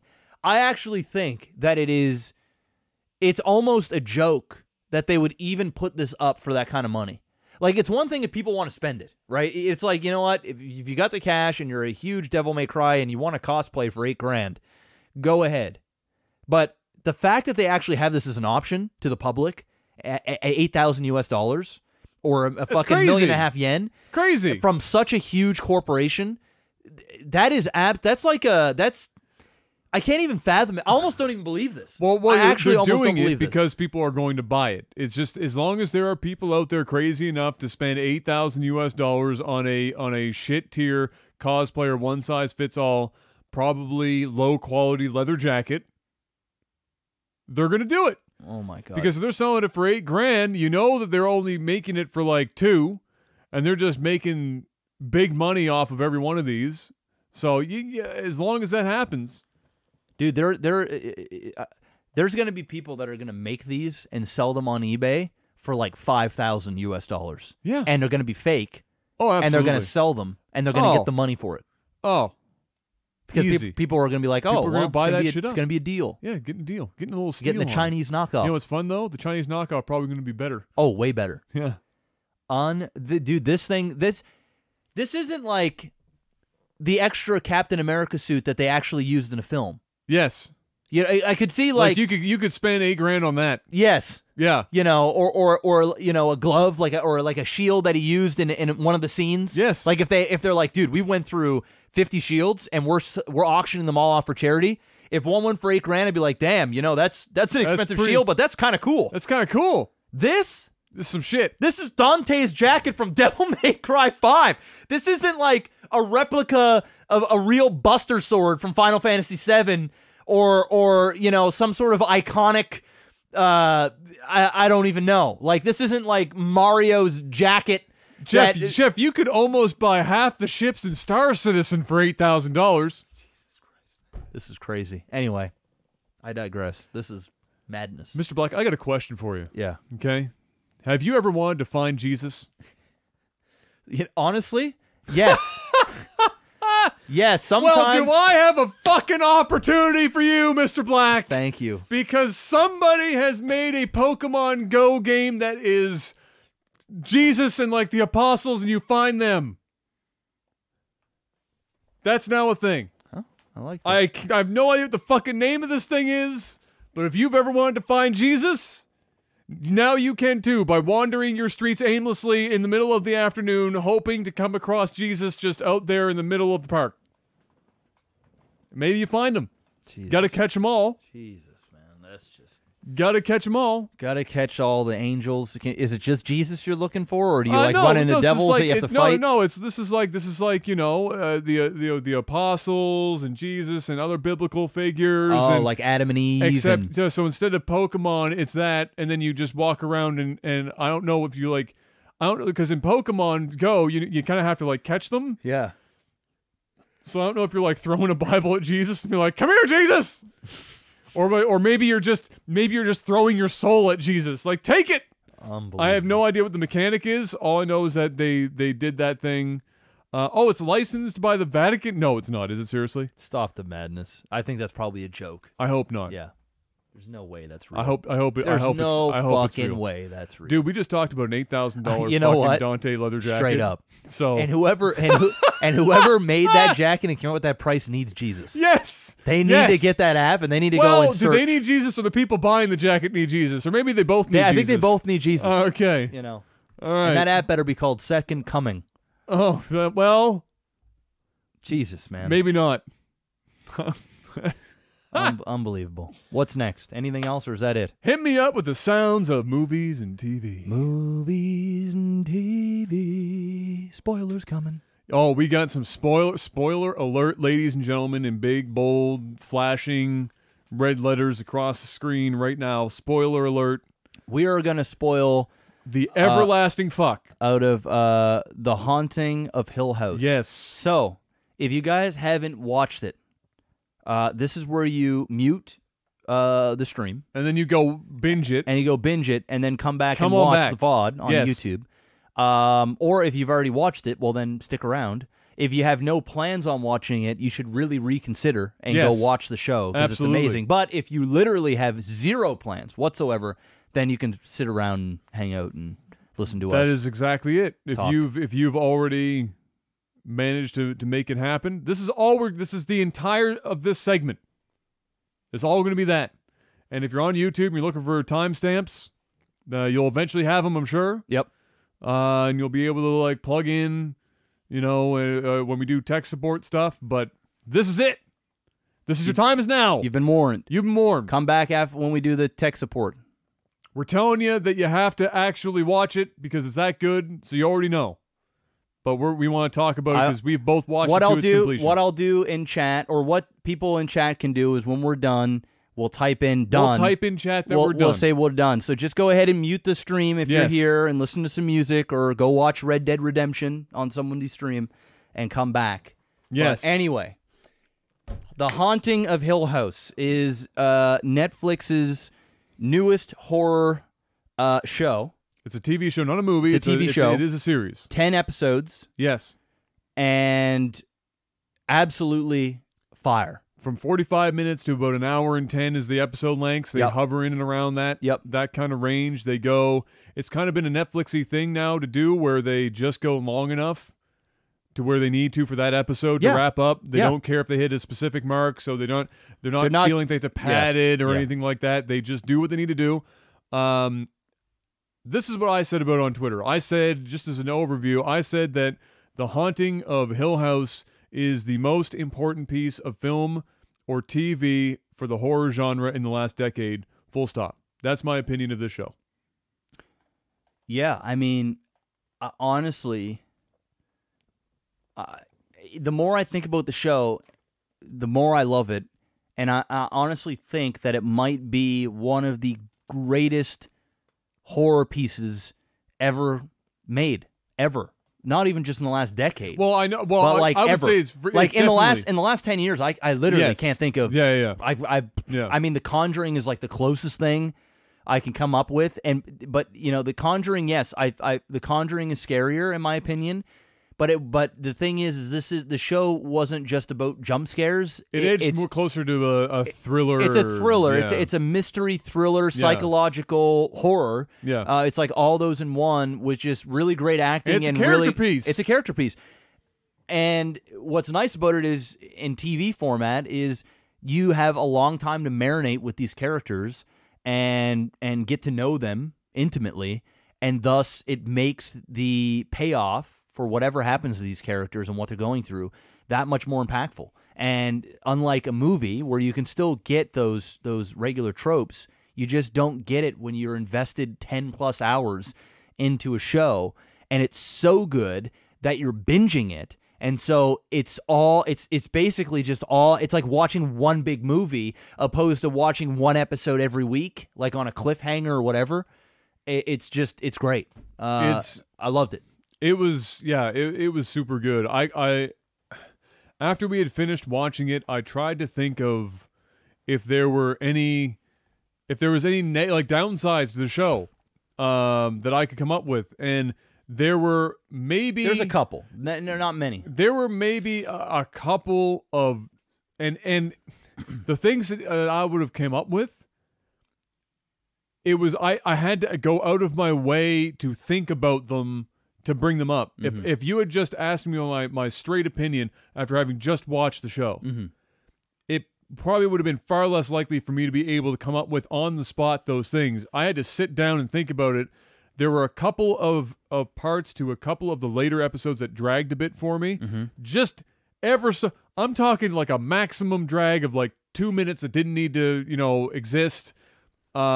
And that was it. Yeah. And because it was only like 2 minutes, as soon as I started thinking this is going on a bit longer than it needs to, it was over. Yeah. And so I didn't really think too much about it. Whereas in other shows, if it goes on, it drags a bit. We're talking like a long time, a half an hour, half episode. Yeah, right. You're like, exactly. or an entire episode of just filler. We're just like, the fuck is this? Yeah. So other than that, I really and honestly didn't have too many gripes with it. My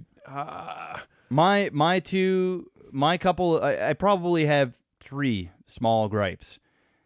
The first is it's a bit confusing at the start. For me, it was. And somebody else might have latched on. I know Kayla latched on a lot faster than I did. So like I'd be like, "Who is that again?" and what's going on? And she'd fill me in. So she got it. So maybe that was just me, and I was paying attention. Yeah.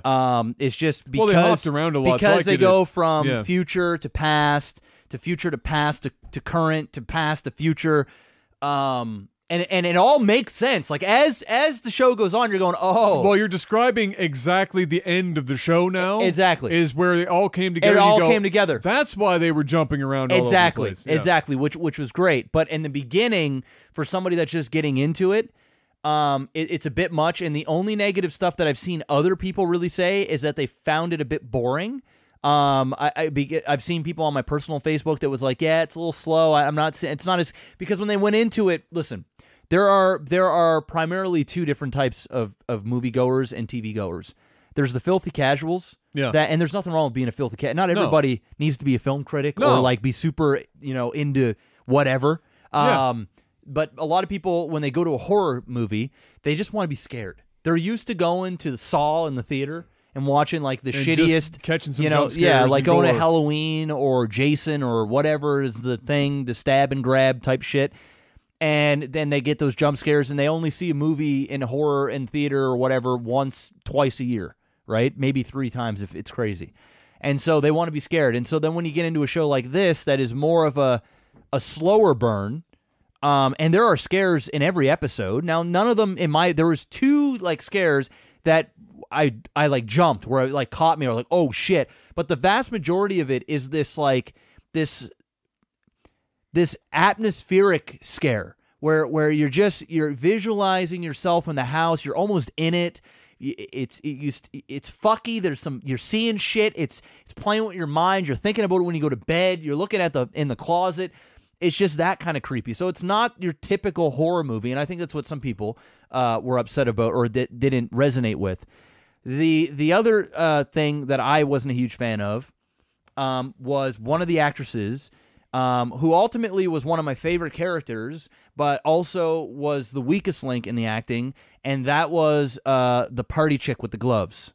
Theodora.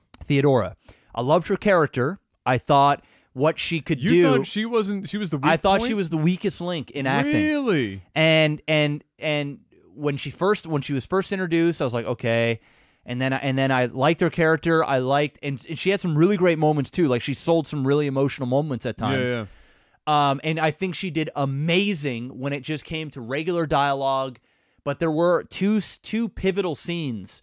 One of them was in the crazy long shot in episode 6.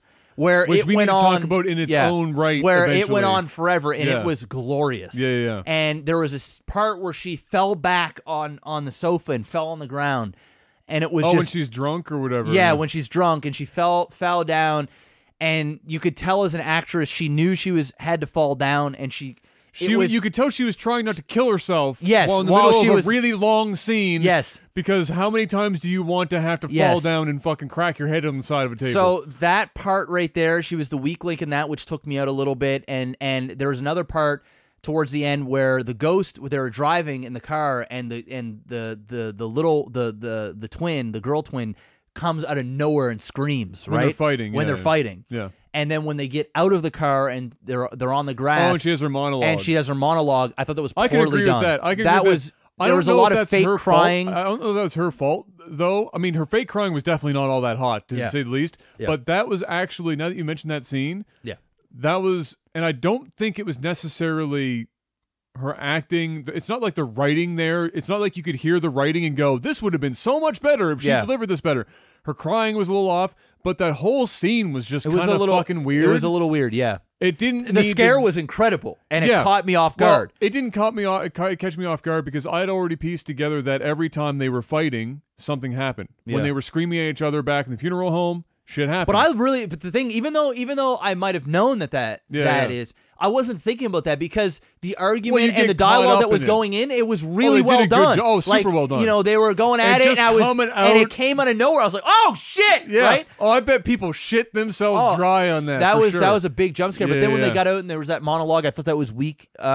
So she was really the only. But then she had some of the best scenes. She did. There was the entire part where she was with the kids. And all that, she played that so well. You know what I think her best scene was when she went into the morgue to touch her sister, and she had to act after like what she felt, and the scream that came out of her was not the generic Wilhelm scream. Yeah, that shit fucking hit me. There was some deep hurt. That was some deep hurt. Like she fucking crushed, which is why it's surprising that she didn't quite get the out in the field scene that you were just describing, because she obviously doesn't have trouble displaying emotion. Maybe she just wasn't feeling that scene. I don't fucking know, but that when she like fell back, and that was another scene she had to fall backwards. She did a pretty good job on that one. She just didn't hit the chair one. Ironically, she would have fucked herself up a lot more on the table. It was just such a perfect scene in episode 6. That long. I don't even know how long. I'd have to go back and see how long that cut was. It was incredible. I didn't go back and watch it yet, but part of me wants to go back to see if they just snuck a cut in somewhere. They didn't. And it was talked about a lot. Like I was reading some things up on the internet about it. Yeah. It was one long scene, and even the actors talked about it in a couple of interviews. And even the way that they went in from like the past, or like when they went into the like haunted house, the two sets and together. Yeah, it was all two sets. Yeah, it was like exactly. one big massive. It was set. like huge studio they had, and they were just going in. And then there was a part where they were all kids again. So the father was seeing all the kids, and so the whole.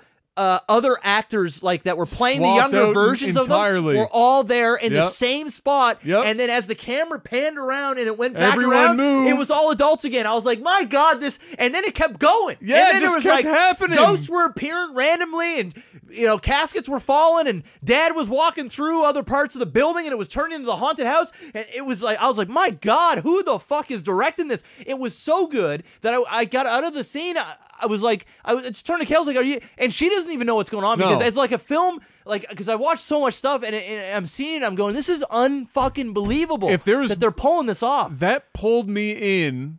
I felt like I was there because the cut was so long. It gets to a point where you feel like, and you were almost third person with the dad at one point. Yeah. And it was almost like a game because it was this endless fucking cut that just kept going and going and going. And like you said, so much shit was happening. So often with like the long cuts, because they're trying to make it work, there isn't so much intricacy with set stuff or with how many actors are involved. Yes, there's a lot going on here. But there here. were like 9 fucking actors and shit tons of moving parts. Shit moving everywhere and the big sprawling set and it just kept going and going and going. And all I could think of the whole time was when it finally did end and it was Steve as a kid. Yeah.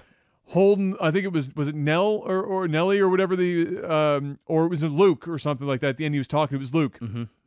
And he said, and he was doing the, don't worry, I'm going to be right here. I'm not going to let anything happen.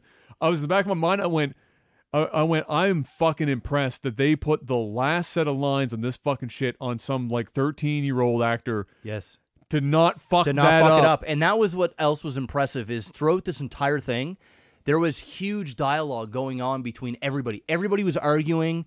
And it started to sound organic. I bet you there's a lot of ad-libbing in that. There had to have been. Because it started to sound like ad-libbing in spots, especially the dad. It had to be. It's almost like he either forgot lines or maybe the director went in and said, this is the general idea of what's happening right now. Yeah. And these are the points in which the camera's going to be pointed on you. Yeah.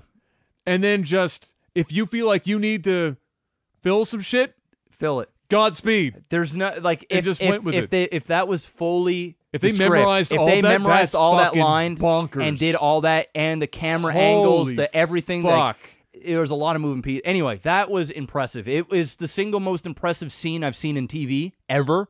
I can't think of a better one. I can't think of one. I can't think, and I've watched a lot of great shows. The closest one for me was the long shot in first season of True Detective where Rust is doing the middle of that drug bust. Yeah, and with the house bringing the guy and he's dragging him through. That was the closest, and that wasn't as long as this one. There wasn't as many moving parts. No, or anything. But even that was impressive. Yeah, it was impressive. So that was my gold standard until now, and then I saw that, and I was sitting here going, "Oh, the fuck!" It just keeps going. I had to tweet it out as soon as I watched it. I'm like, "This was the single greatest." I just kept waiting. I just kept waiting for it to end, thinking, "There's no way they're still going to keep this going," and it just kept going and going and going. So that was good. That if you were only going to watch one episode of that show with no context, you watch that one just from the technical standpoint of how good that fucking scene was. It's really, really good. So yeah, that, so her, and once again, I'm nitpicking. I thought she was still great in the role, and I thought her character was the most interesting out of all of them. I loved the whole touching of the hands, sort of this power that she had. I wish I had a better idea. I know we're supposed to assume that the touchy hand thing is from Mom, because Mom's sensitive, and we got that Nellie was sensitive in almost the exact same way her mother was, and that the others could also kind of see what was going on, but for some reason Theodora was like a fucking rogue from X-Men, and she had to wear these long gloves because if you touched anyone, shit happened. Yep. And it just, that struck me as a bit weird, just because it wasn't explained in a way that was satisfying to me. Everything else was just, we're sensitive to shit going on around us, but taking it up to another level and touching you, and all of a sudden I know your dad just fucked you on this couch downstairs. Yeah. Like, that's like... Yeah, it's almost another step. Well, it was almost like she had superpowers, right? Exactly. And nobody else had superpowers. No, exactly. Everybody else was haunted, and right? nobody really acknowledged it. They had that when they were in the funeral home and they started arguing about it, and she was like, "Nobody wants to acknowledge the fact that I'm fucking special," type shit. Yeah. Because nobody talked about it. Yeah. It's like, that your sister is, went and got her fucking psychiatry degree and shit, and she knows everything about fucking everyone, and you've never questioned this ever, and she has to wear gloves. It's not because she's a fucking, a hypochondriac or some shit. She just, she's got these superpowers. So I'm with you. I wish they explained it better. It was a little weird, that part, but once again, I don't really care because it was still awesome, and the way that they did it, the way they used her character and the things she's done. Oh, it was great. It all worked. Because that build up to her touching Nellie's body, it was good. Was like, you knew that was coming. Oh yeah, because it was too obvious. It was like, of course she's gonna do that shit. Yeah. and then when it happened, you're like, oh, I just love that after every episode, like the show really went crazy by episode 6. Like, yes, when they all got together and at the funeral home, that was when the show went from like 90 to 110 and didn't let off the gas. Because every other episode after that, it was like we were learning so much more every episode, and it was making more and more sense and more sense. And then we get to the end, and then there's the room, and then the treehouse didn't exist. The fucking each room that every single one of them. I called it. I looked at Gabs and I said before they got into the room, I went, wait a minute. I was like, and this dawned on me when Dad was trying to pry the door open and nothing, and it wasn't happening. Yeah. But the thing so it was that prying it open, and then when the episode where Mom was going into the reading room and shit was only when we were learning about Mom's story, because pretty much every episode kind of follows a character in the show. Yeah. So when we're on Mom's episode and she goes into the reading room and shit's only really happening when she's in the reading room, yes. I stopped and I went, and then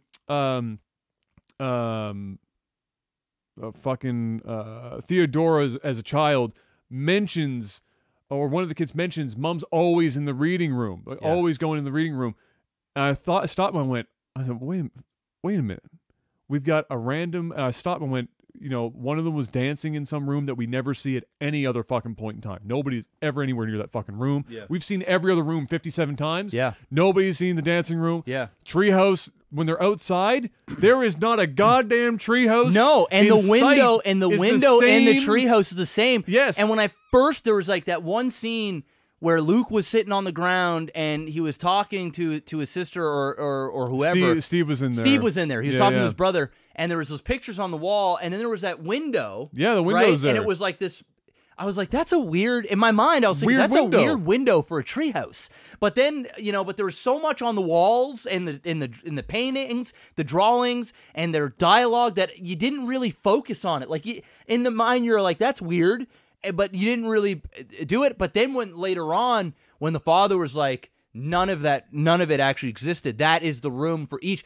I was like, oh my fucking God. Fire. But you know what I thought? It was good. So before that came out, my theory with the room I thought that the room was a portal. Right. That the ghosts were doing to get to each room of the house. So I thought that every time that the ghost would show up at this room or that room, I thought that they were coming out from that red room, and then if they were to open it, that it would be the room of the person. So like I thought like the twins would sleep in a room. So I thought if the ghost wanted to go to that room, if the twins open that door, then it would go to their room, and the room would change every time depending on the. That's what I thought, which I was half right, but it wasn't. That wasn't what the room was actually. Just a generic shit fucking just generic room. Mold infested room. Yeah. Right. But every one of them were spending time in there and seeing it differently on how the ghosts wanted or whatever they visualized. Which the crazy part for me is in Luke's mind, and Steve apparently when he went to the treehouse, the thing is like, what the fuck did they see to get to the treehouse? Well, it's one thing to be in the treehouse. They were seeing their room. Right? That's what I think, is that they were going into. So, but Steve didn't have a room.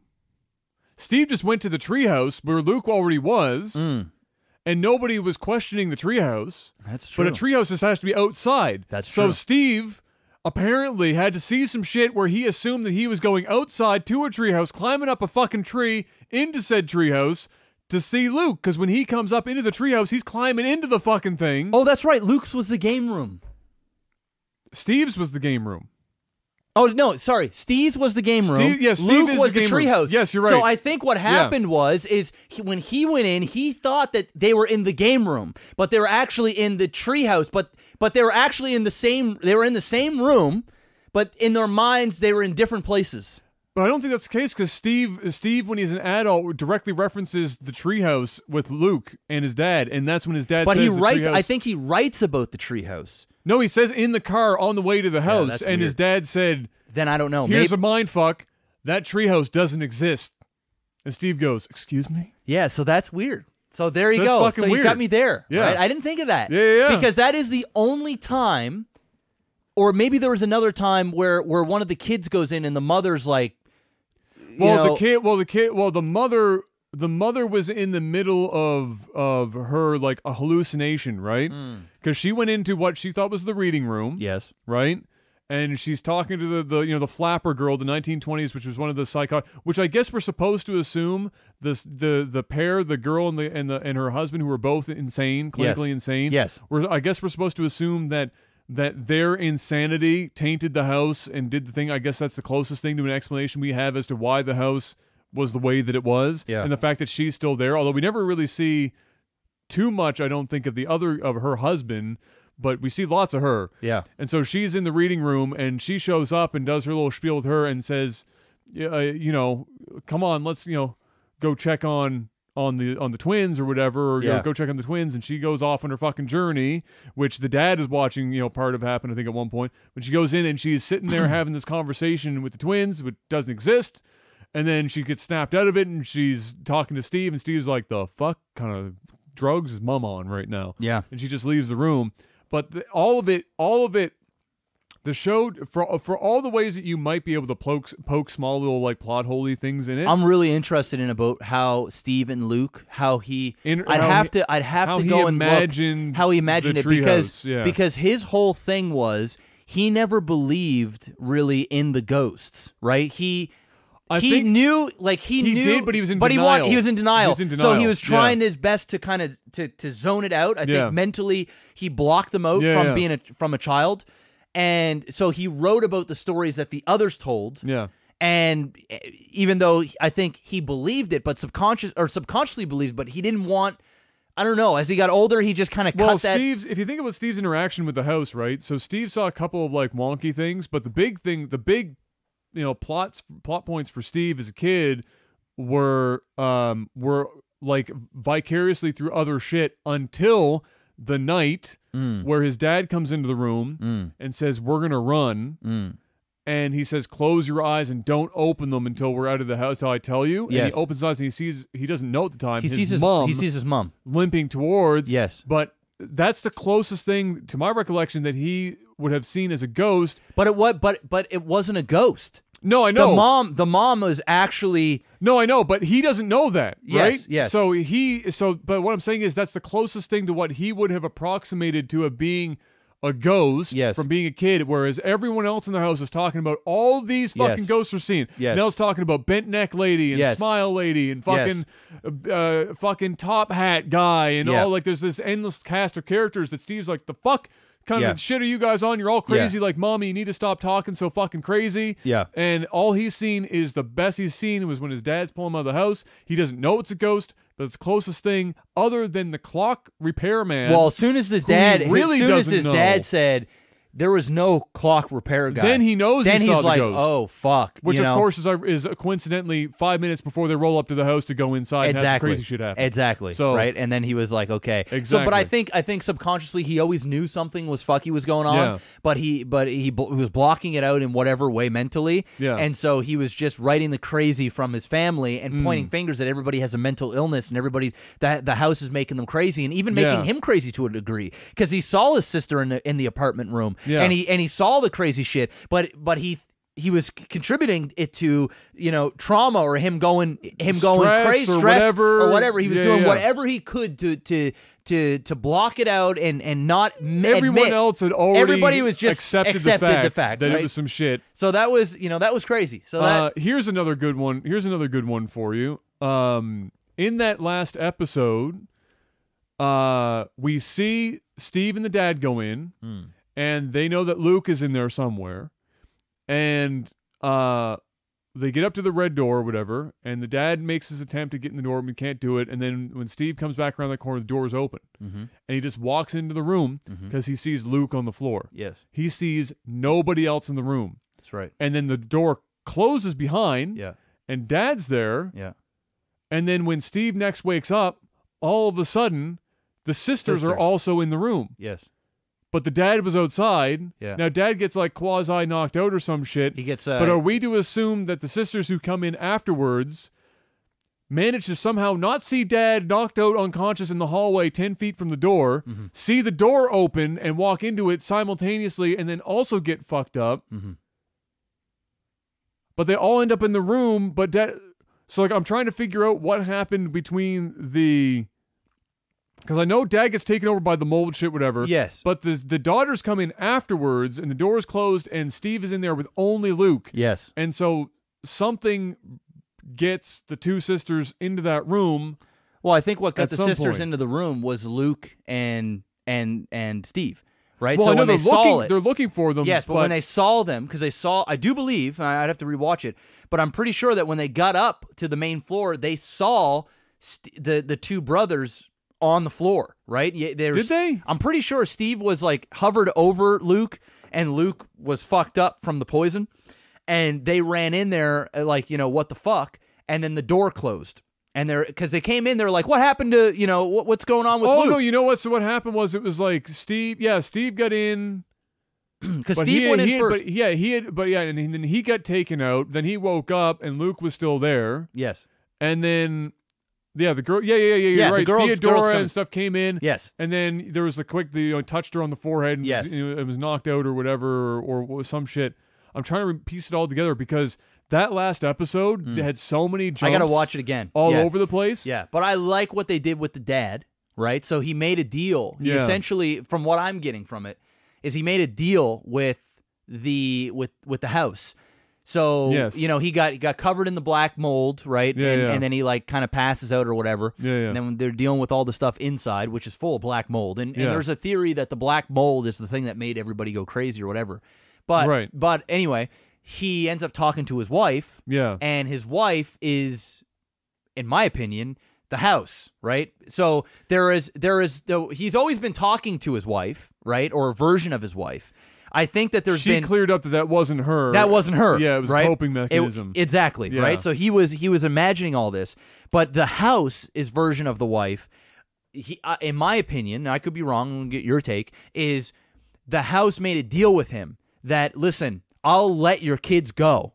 I'll let them go from this room, and they can go and live their life. But you're staying with me. You're gonna live in this house with me and our family, and you're gonna join, you know, the daughter, and you're gonna be with me, and that's you're being trapped in here. Right. So what he did is he killed himself. Right. He took OD'd. He OD'd. He took all those pills. Yeah.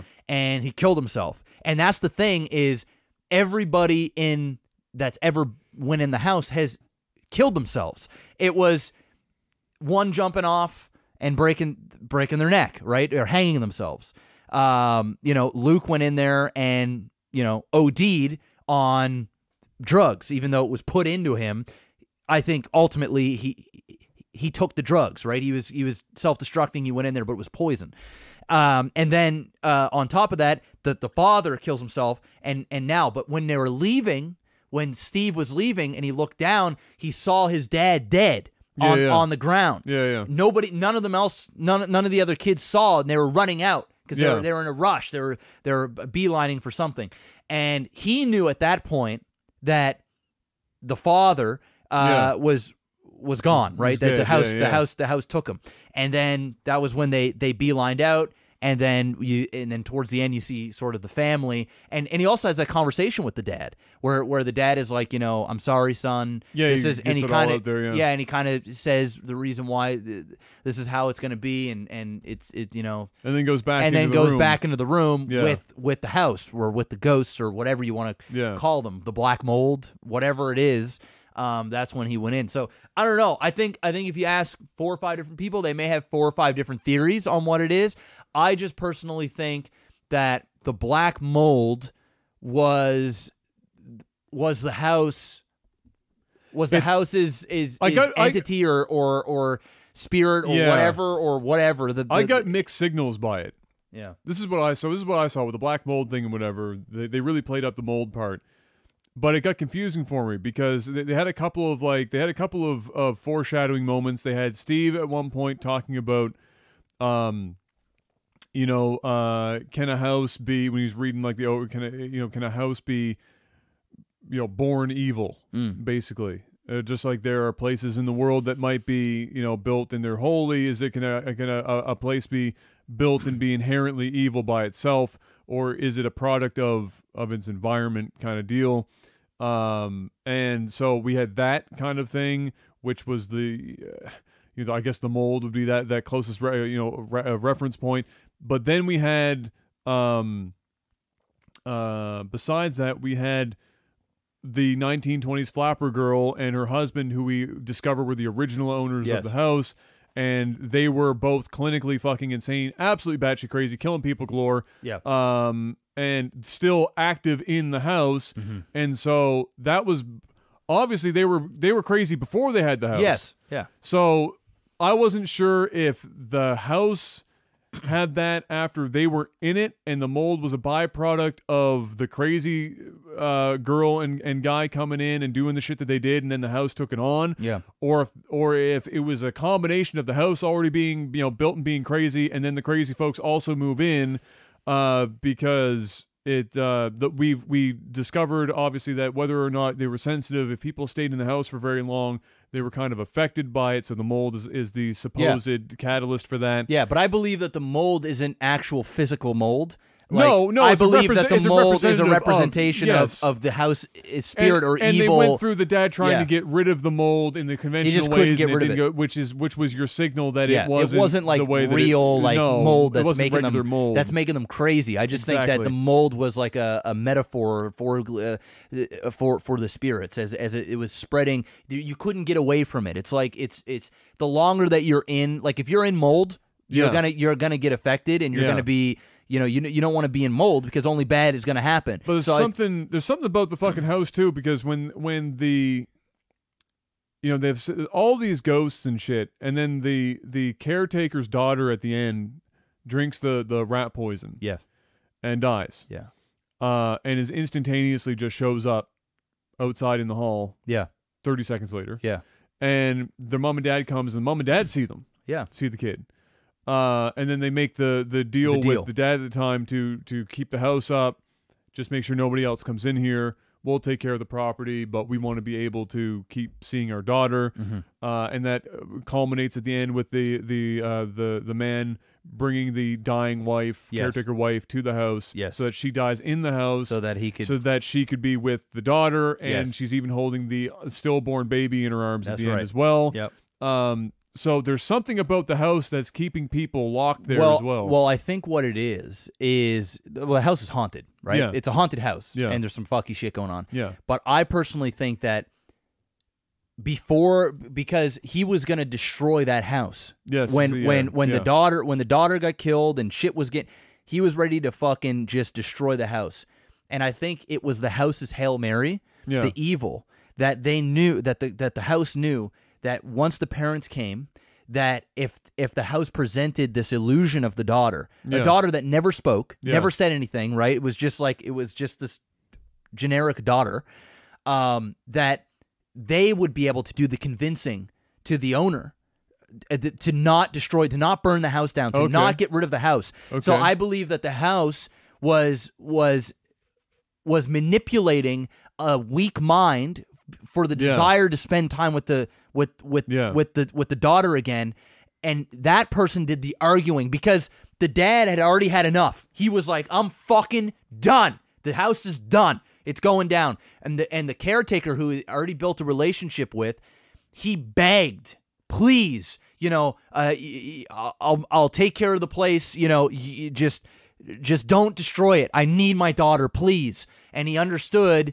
That there was a stillborn, and he's gone through all this shit and pulled on the heartstrings, and then the house manipulated the father of the daughter that died so that he could manipulate and use his love for his child for them not to destroy the house. And ultimately that's what kept the house up and running, and I think that's why it knows it's working on I the get people. there. Well, the house has some sort of intelligence or sentience, because it seemed to, at the end, it was presenting hallucinations of loved ones to people that weren't even like the mother, for example, but that wasn't the mother. We saw the real mother at the end. Exactly. And we also got alluded to that when when before we know any of this shit, and the dad gets the kids out of the house and he takes them to the motel, and they get inside, and Luke starts talking about the tea party where it was with Mom and Abigail,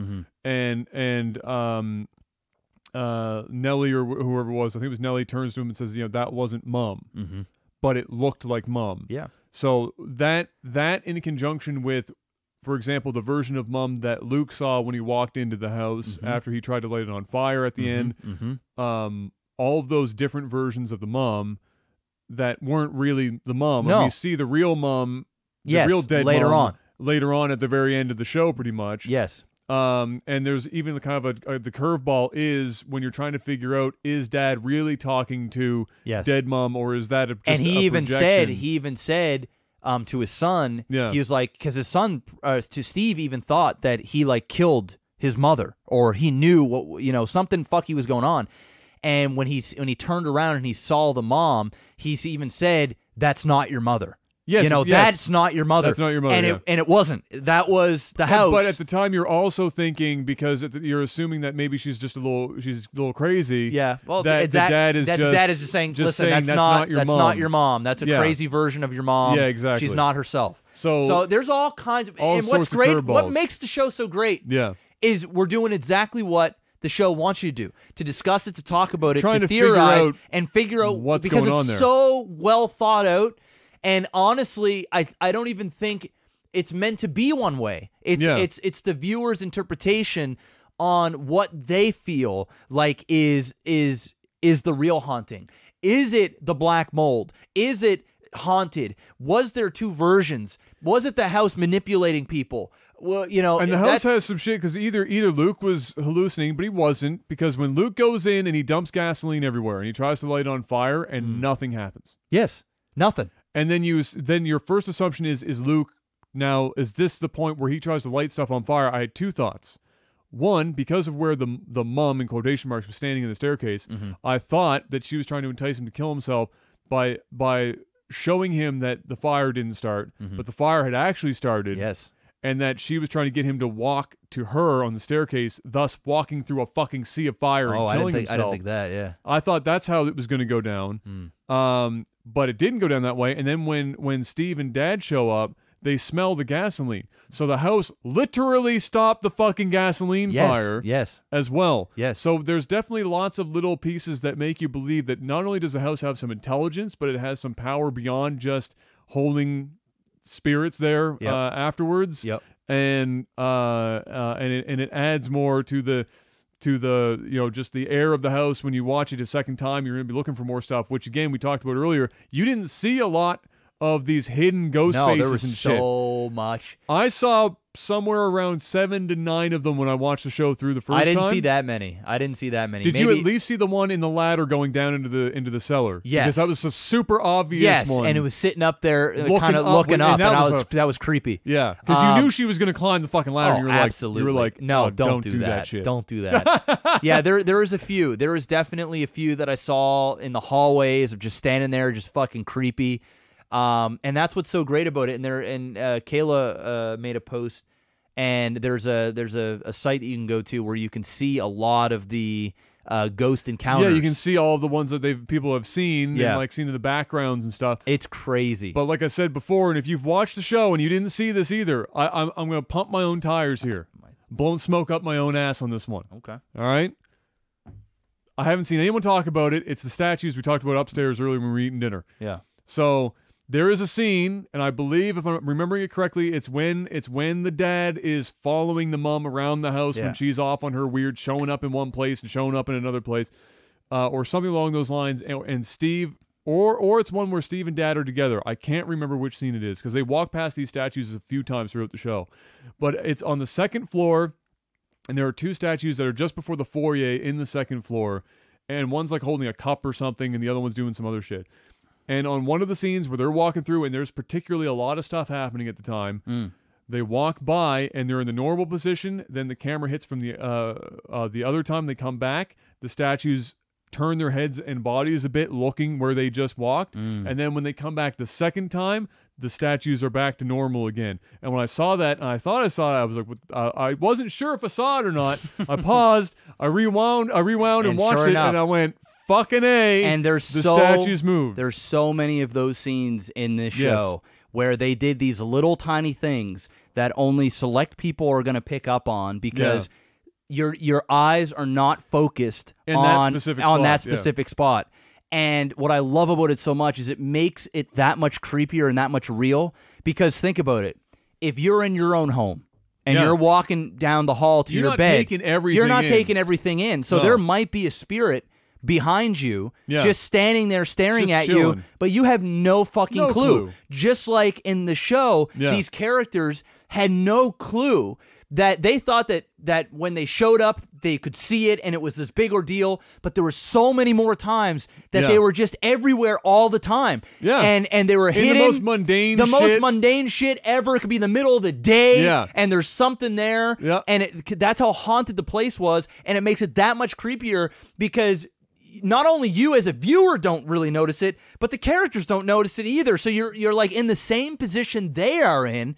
And it isn't until you're really looking that you see. Some of them are more obvious than others, but there are tons where you're just like, what the fuck? People are going to be digging that shit up for a while, I feel like. There's going to be people finding stuff. It's so geniusly done. It is. It's really, tastefully really done. Yeah, it's not this done. like, it's not this, oh, look, din-din! And it's like, oh! It's these creepy fucking things where there's this intimate conversation and the ghost is fucking still as fuck for like 3 minutes. Yeah, just chilling. And they're just chilling, staring at you. Look at this dead face. And then and nothing else is going on. The ghost doesn't care. It's just staring at you. Here's a theory that I have, and I don't know if I'll be able to watch the show enough to figure this shit out. But you know, at the end, Steve's walking out of the house, and like every ghost is behind him in the main foyer, on the main floor. At the end. That's at the end. Yeah. Right? My theory is, if you look carefully enough throughout the show, you will have seen every one of those ghosts at the end at least once. Probably. You just have to go and find them. Probably. That's what I'm thinking. Probably. So because when I looked through all the faces, I was seeing some that kind of look familiar. You would see the obvious ones like the clock repairman and the top hat dude and whatnot. You know what? Oh, here's another little fucking this is a detail-oriented show. This one really it was such a silly little thing, but it impressed me a great deal.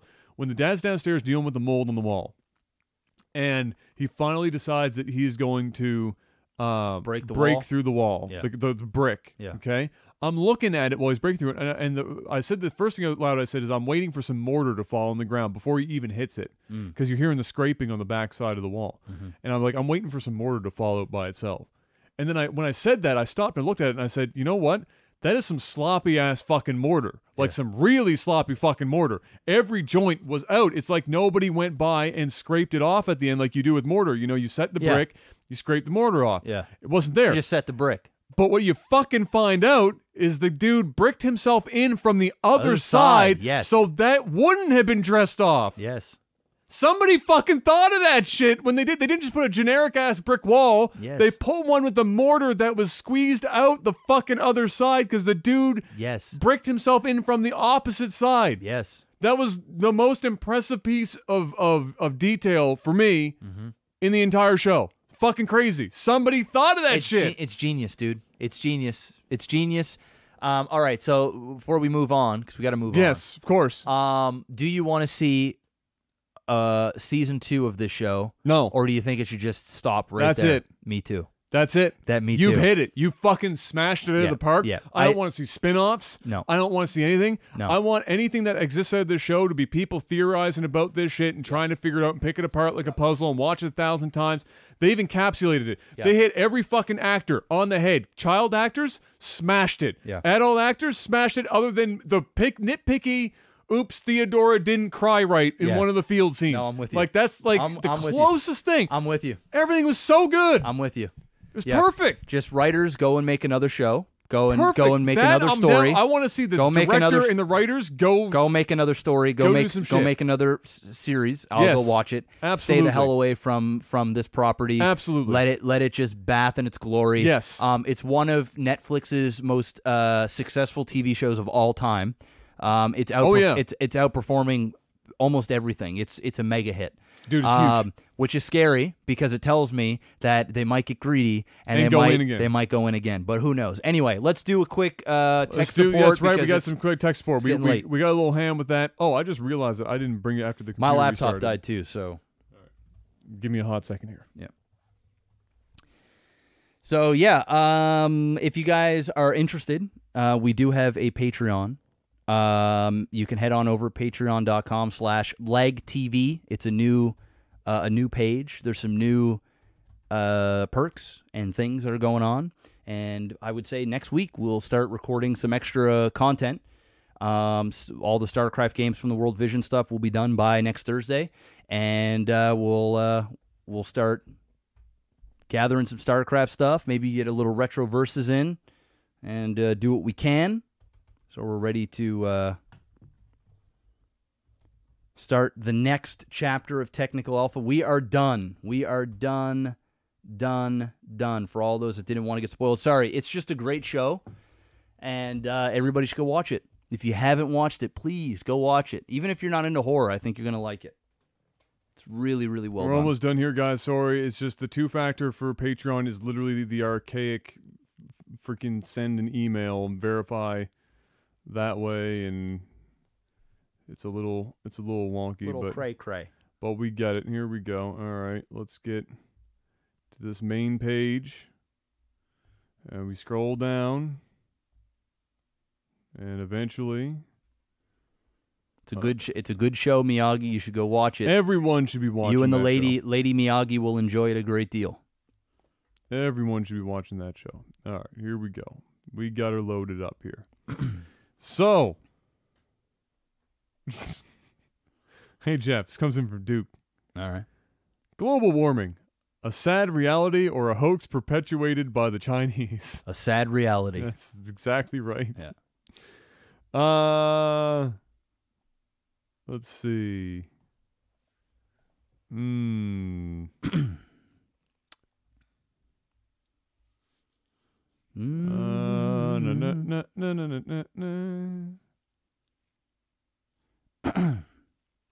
What do you got, Adam?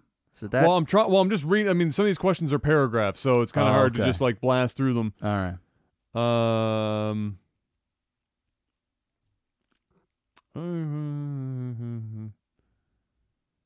Oh, this is a quick one I can answer because it's one of the rare ones directly pointed at only one of us, and it's for me. This comes in from Ali, who is $95 lifetime supporter. Thank you. Thank you. Other than your book, does Adam have a hobby, kind of like Jeff's collecting of video games? Not terribly. Like my any kind of spare time shit that I have, I just go out and I get hooked on learning about really random topics, like just about anything. And I'll get locked in on something for a while, and I'll go. Or you open up some Pokemon packs. Once in a blue moon. You'll get that itch. You'll get that itch and just go open up $5 billion worth of Pokemon cards. No, I don't really have like any hobbyist stuff. I don't like to collect too much because I can't stand clutter. It drives me nuts. So it's not that. My hobbyist stuff is so much of my hobbyist stuff is tied into my work now that I don't really have a lot of shit outside of it. That's not good. Right? Like I love messing around with my tech, like my audio gear and my video gear. Like I love working away at that and learning more about it. He and stuff collects like that, capture cards. That's it. For a period of time, yes, I had a fine collection of leather-bound capture cards. Smelled the fine mahogany, but no, nothing too crazy at the moment. Pretty much everything hobbyist I have is part of my current job. But yeah, let's see here. Oh, this comes in from Toe to Steel, who's one of our longest supporters and general god, given the $1,900 of lifetime support. Woo! Let's go. Recently, lotteries in the U.S. had gotten to some staggeringly huge jackpots. The biggest one was at $1.6 billion. It's a lot. Did that get won by anyone? I'm not sure, because I think they pulled the numbers for it. I thought they pulled the numbers for it this week, but maybe not. while the other one was a mere $500 million. If you had won one of these lotteries or a jackpot of similar size, what would be the first thing you would do with that money? Someone in South Carolina won it. Oh, well, one dude. They just bought one dude. Took one it? No way, dude. One fucking dude. All right. Well, 40% of that's gone to American taxes. Who gives a fuck? So you only have like 1.1 billion dollars now. So what a shame. That's unfortunate. That is absolute insanity. So he just bought his city. I wouldn't even, honestly. That is so much money. I wouldn't even want to win it. I mean, the amount of. There's a lot of headaches that come with going from zero to that much money overnight. It's one thing to win like, $5 million. Yeah. Because I think even a regular person can go, you know what, you can burn through $5 million pretty quick. Even though $5 million is a lot of fucking money, you could burn through $5 million pretty quick. You win $1.6 billion, and even if you get like, $800 million at the end of it, that is so much. What are you going to do with that?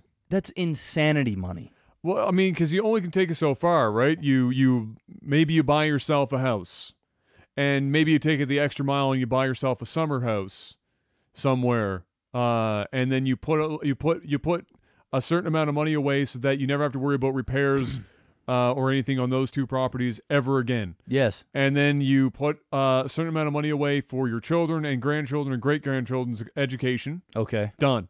All right. And then you give some to charity because you literally can't come up with any more money to spend. No.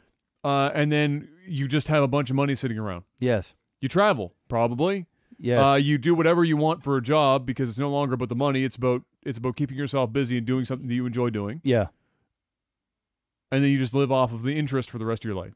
You don't even need to live off the interest. You just live. I mean, there's not even. There's nothing pretty much that you do. When you have $700 million, even getting 1% a year in interest, yeah, that is so much money. Yeah, that it's insanity. So I mean, congratulations to whoever did this. Godspeed. What's the question anyway? The question is, what would you? Yeah, I guess it's like I think the question was like, what would you even do with that, or what would the first thing that you would do? The first thing that I would do is I would travel. Before I spent really any of it, I would take my immediate family. I'd probably just take me and the wife first, and then I would just go away from the noise and everything in a level head, and be away for at least 2 to 3 weeks, and just talk about everything. Just try and figure out, because it's so life-changing that it's going to change potentially thousands of people's lives, most certainly your lives. It's one of those things that you can't even discuss with ultra high emotions. You almost have to kind of go to a place where you're mellowed the fuck out, and you got to try and process all of this, because it's so much money. I don't even know. That's what I do. I'd go away for a while until my head was right again, until I felt normal. Because you win that kind of money, and you just change immediately. I don't care what anybody says. Your whole outlook on life completely changes. For better or worse. Yeah, I mean, for some people it could be a blessing, and it could be like the greatest thing since sliced bread. Well, when it comes to needs, you have all that money. All your needs are taken care of that revolves around money. So now you're looking at self-actualization. If you could, ascribe to the Maslow's hierarchy of needs shit. So you've covered everything in the pyramid up to the very top, which is self-actualization. And all that means is, now you got to find out what gives you purpose in life, and go do that thing. Yeah. Because for everyone else, they're all working to get to this. They're fighting in this bottom 95% of this thing because money is a problem, and there's so much that comes along with trying to get there. Yeah. You've just now skipped everything. You've gone straight to self-actualization, and so now you get to figure out whatever the hell that is. Yep. And you can do that at your own leisurely pace. Yep. Because you can afford to do it. Yep. And that's pretty much how it goes. But yeah, it would probably be just, travel. Fuck it, travel. Own a couple of places in different places that you might want to live for periods of the year, and make sure that all of your family literally doesn't have any debt. And make sure that all of my family literally doesn't have to work in their day in the life if they don't want to. If they don't want to, because it's so much money. I mean, even if you gave every immediate person in your family like $5 million, it's not even putting a dent into what you have. Not even a dent. No. It's like if you were to go get sushi 3 days a week right now. It's not going to murder you. No. You're going to be able to afford it. It's the same thing of giving away $5 million to your immediate family. Yeah. I'm not talking about like your cousin's cousins, but your immediate family. $5 million a pop. Easy. Does nothing. It's like a drop in the bucket. Drop in the bucket. Yeah. And that kind of money changes their whole world. Yeah. And then you're still sitting on hundreds and hundreds of millions. Millions. Yeah, what do you do with that? It's shit? almost like almost wouldn't want it. I almost wouldn't. It's like a lot of responsibility that comes with having that much money. It's like playing StarCraft back in the day and using the cheat code "Show me the money." Yeah, it just takes away the fun of everything. Yeah, like it's like life is complete. You know, what are you doing at that point? What are you doing? Or what do you? Yeah, what are you? Like really at that point, you just to need to go out there and like change the world if you can. Like try and find like that purpose. Because money is like, it's not even an object anymore. That's just crazy. Anyway, oh, it's absolutely nuts. Congratulations to the guy that won $1.6 billion. Shout outs. Hook me up. I could use some of that money. If you could unkill one Game of Thrones character, who would it be? I'm unkilling the Viper. Because I think he went out in the worst way ever. Yeah, he was cool. Oh, man, if I had to unkill one character. You don't want to unkill Ned because it's Sean Bean and he'll just die in the next 5 minutes. Yeah, anyway. I was gonna say Ned, but man, that's a good one. I'm gonna go with Littlefinger. Okay, he stirred some shit up. I think he was a good. I loved his character. Yeah, He was a snake, and he was like this poison to every scene he was in, and it was so. He did a good. He did such a great job. The actor has such a smug face to begin with that it just added to it by itself. I'd go with Littlefinger because I mean I'm happy he died because I mean he deserved it, but ultimately. It wouldn't be a bad thing to still have him snaking around and just exactly. fighting the war in his words and manipulation and not through brute force. Yeah, you know, I like that character a lot. I was happy when I saw him go because it was cool, but at the same time, I'm like, damn, I'm no more Littlefinger. Yeah, exactly. No, I get you. And the last one coming in from Will here. What do you get on your pizza? You know, as of late, my go-to has been Donair pizza. Ooh, I haven't done a Donair pizza in a hot minute. I really, really like Donair pizza. Before that, my go-to is barbecue chicken. I mean, I'll eat anything. I'll eat meat lovers for sure. I love me some meat lovers. But I feel like I never order pizza. Like I would say I order pizza once every 3 months. And when I do order it, I don't want just pepperoni and cheese. Yeah. I need it to be an experience, right? I need it to be like I need to go all out. It's like one of those things. If you're gonna go to an all-you-can-eat buffet once every God knows how long, you do it. You starve yourself for 48 hours beforehand. You go in there and you crush it. It's like that with pizza. I need a lot. I don't want this plain ass shit ass pizza. Donair barbecue chicken.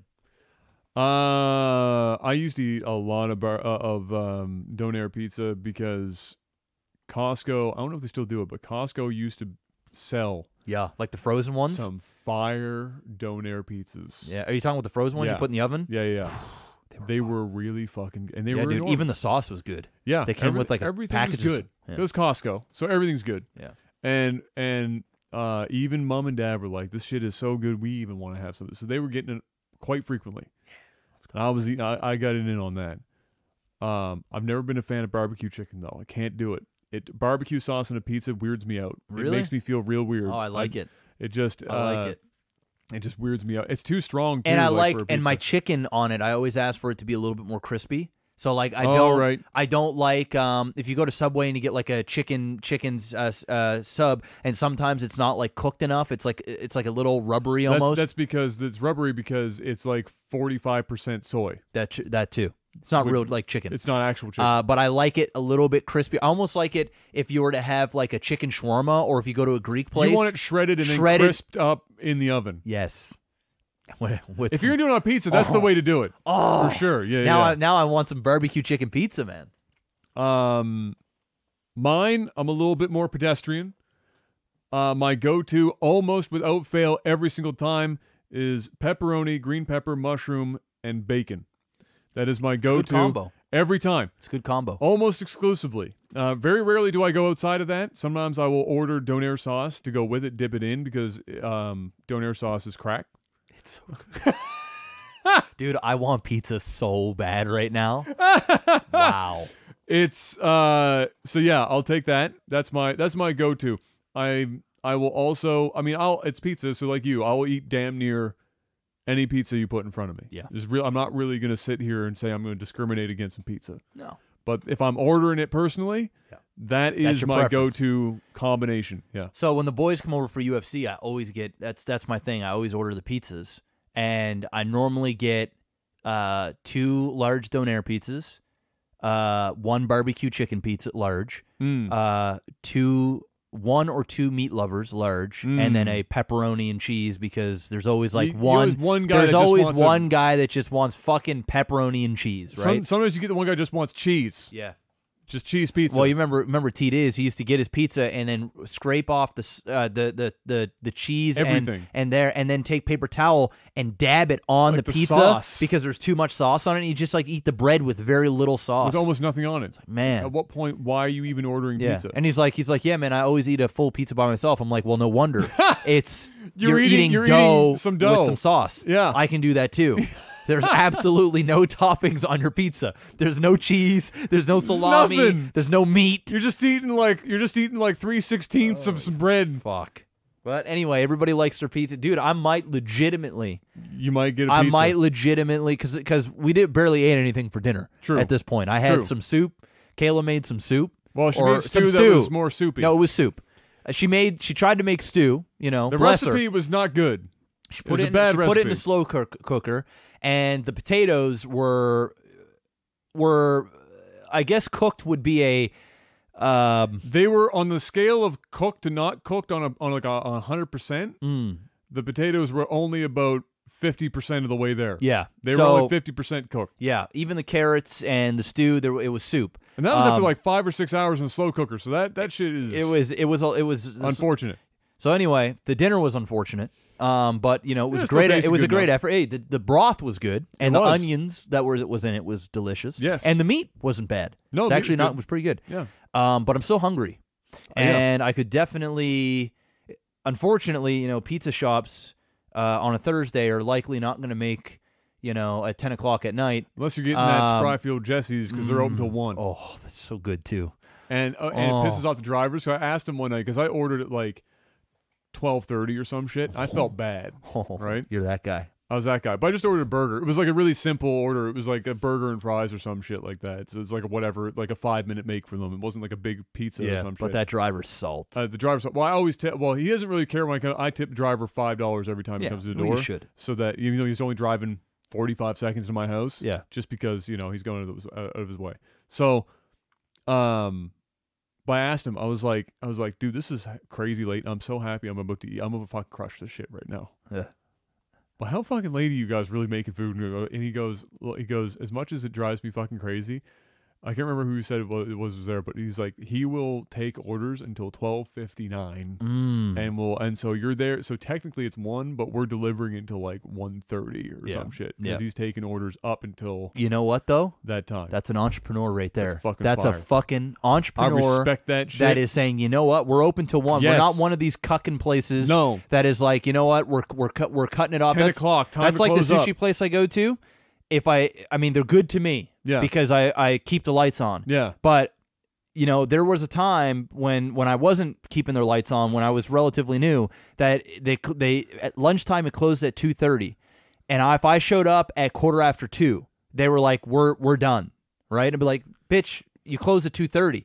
And I eat faster than anybody on the planet. Well, isn't that because they close to eat lunch themselves and then they open for dinner service yes, at like they 5, do. 5 or but something? Theoretically, they take last orders at 2:30. But right.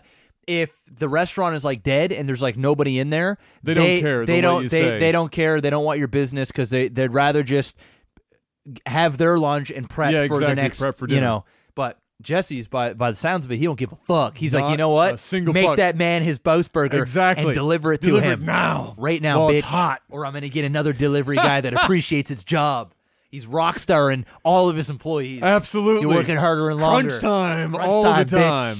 So go. That's how it rolls over there. But you can make it happen. But yeah, some places for sure closing up real early. But if you're downtown, what Pizza Corner's up you'd to be like up like 4 in the morning. Yeah, exactly. Yeah, so it doesn't really I'm matter. not downtown, so. No, exactly. We're in the middle of bumfuck nowhere. Butt fuck nowhere right now, unfortunately. All right, ladies and gentlemen, that's going to be it for this Technical Alpha podcast. Hopefully you guys enjoyed it, whether it was the brief and mildly exciting to some people video game news, the spoiler cast for the Haunting of Hill House, which if you have not watched, go do it. You haven't lived in the year 2018 unless you've watched it, because it is 2018 show. It has taken over everything else. That is the show. Yep. That's it. Yep. And 2019 has a steep hill to climb, no pun intended, to take over. Game of Thrones is coming. True. Game of game. But you compare like a Netflix horror series to Game of Thrones, the fact that we could even put those two in the same sentence says an awful lot. The Witcher's coming too. Well, that's in 2020, but The Witcher, Netflix coming. is stepping her game up. But 2018 is the year of Haunting of Hill House. All right, so boys. Go and watch that. Until we see you guys next time, have a good one and peace.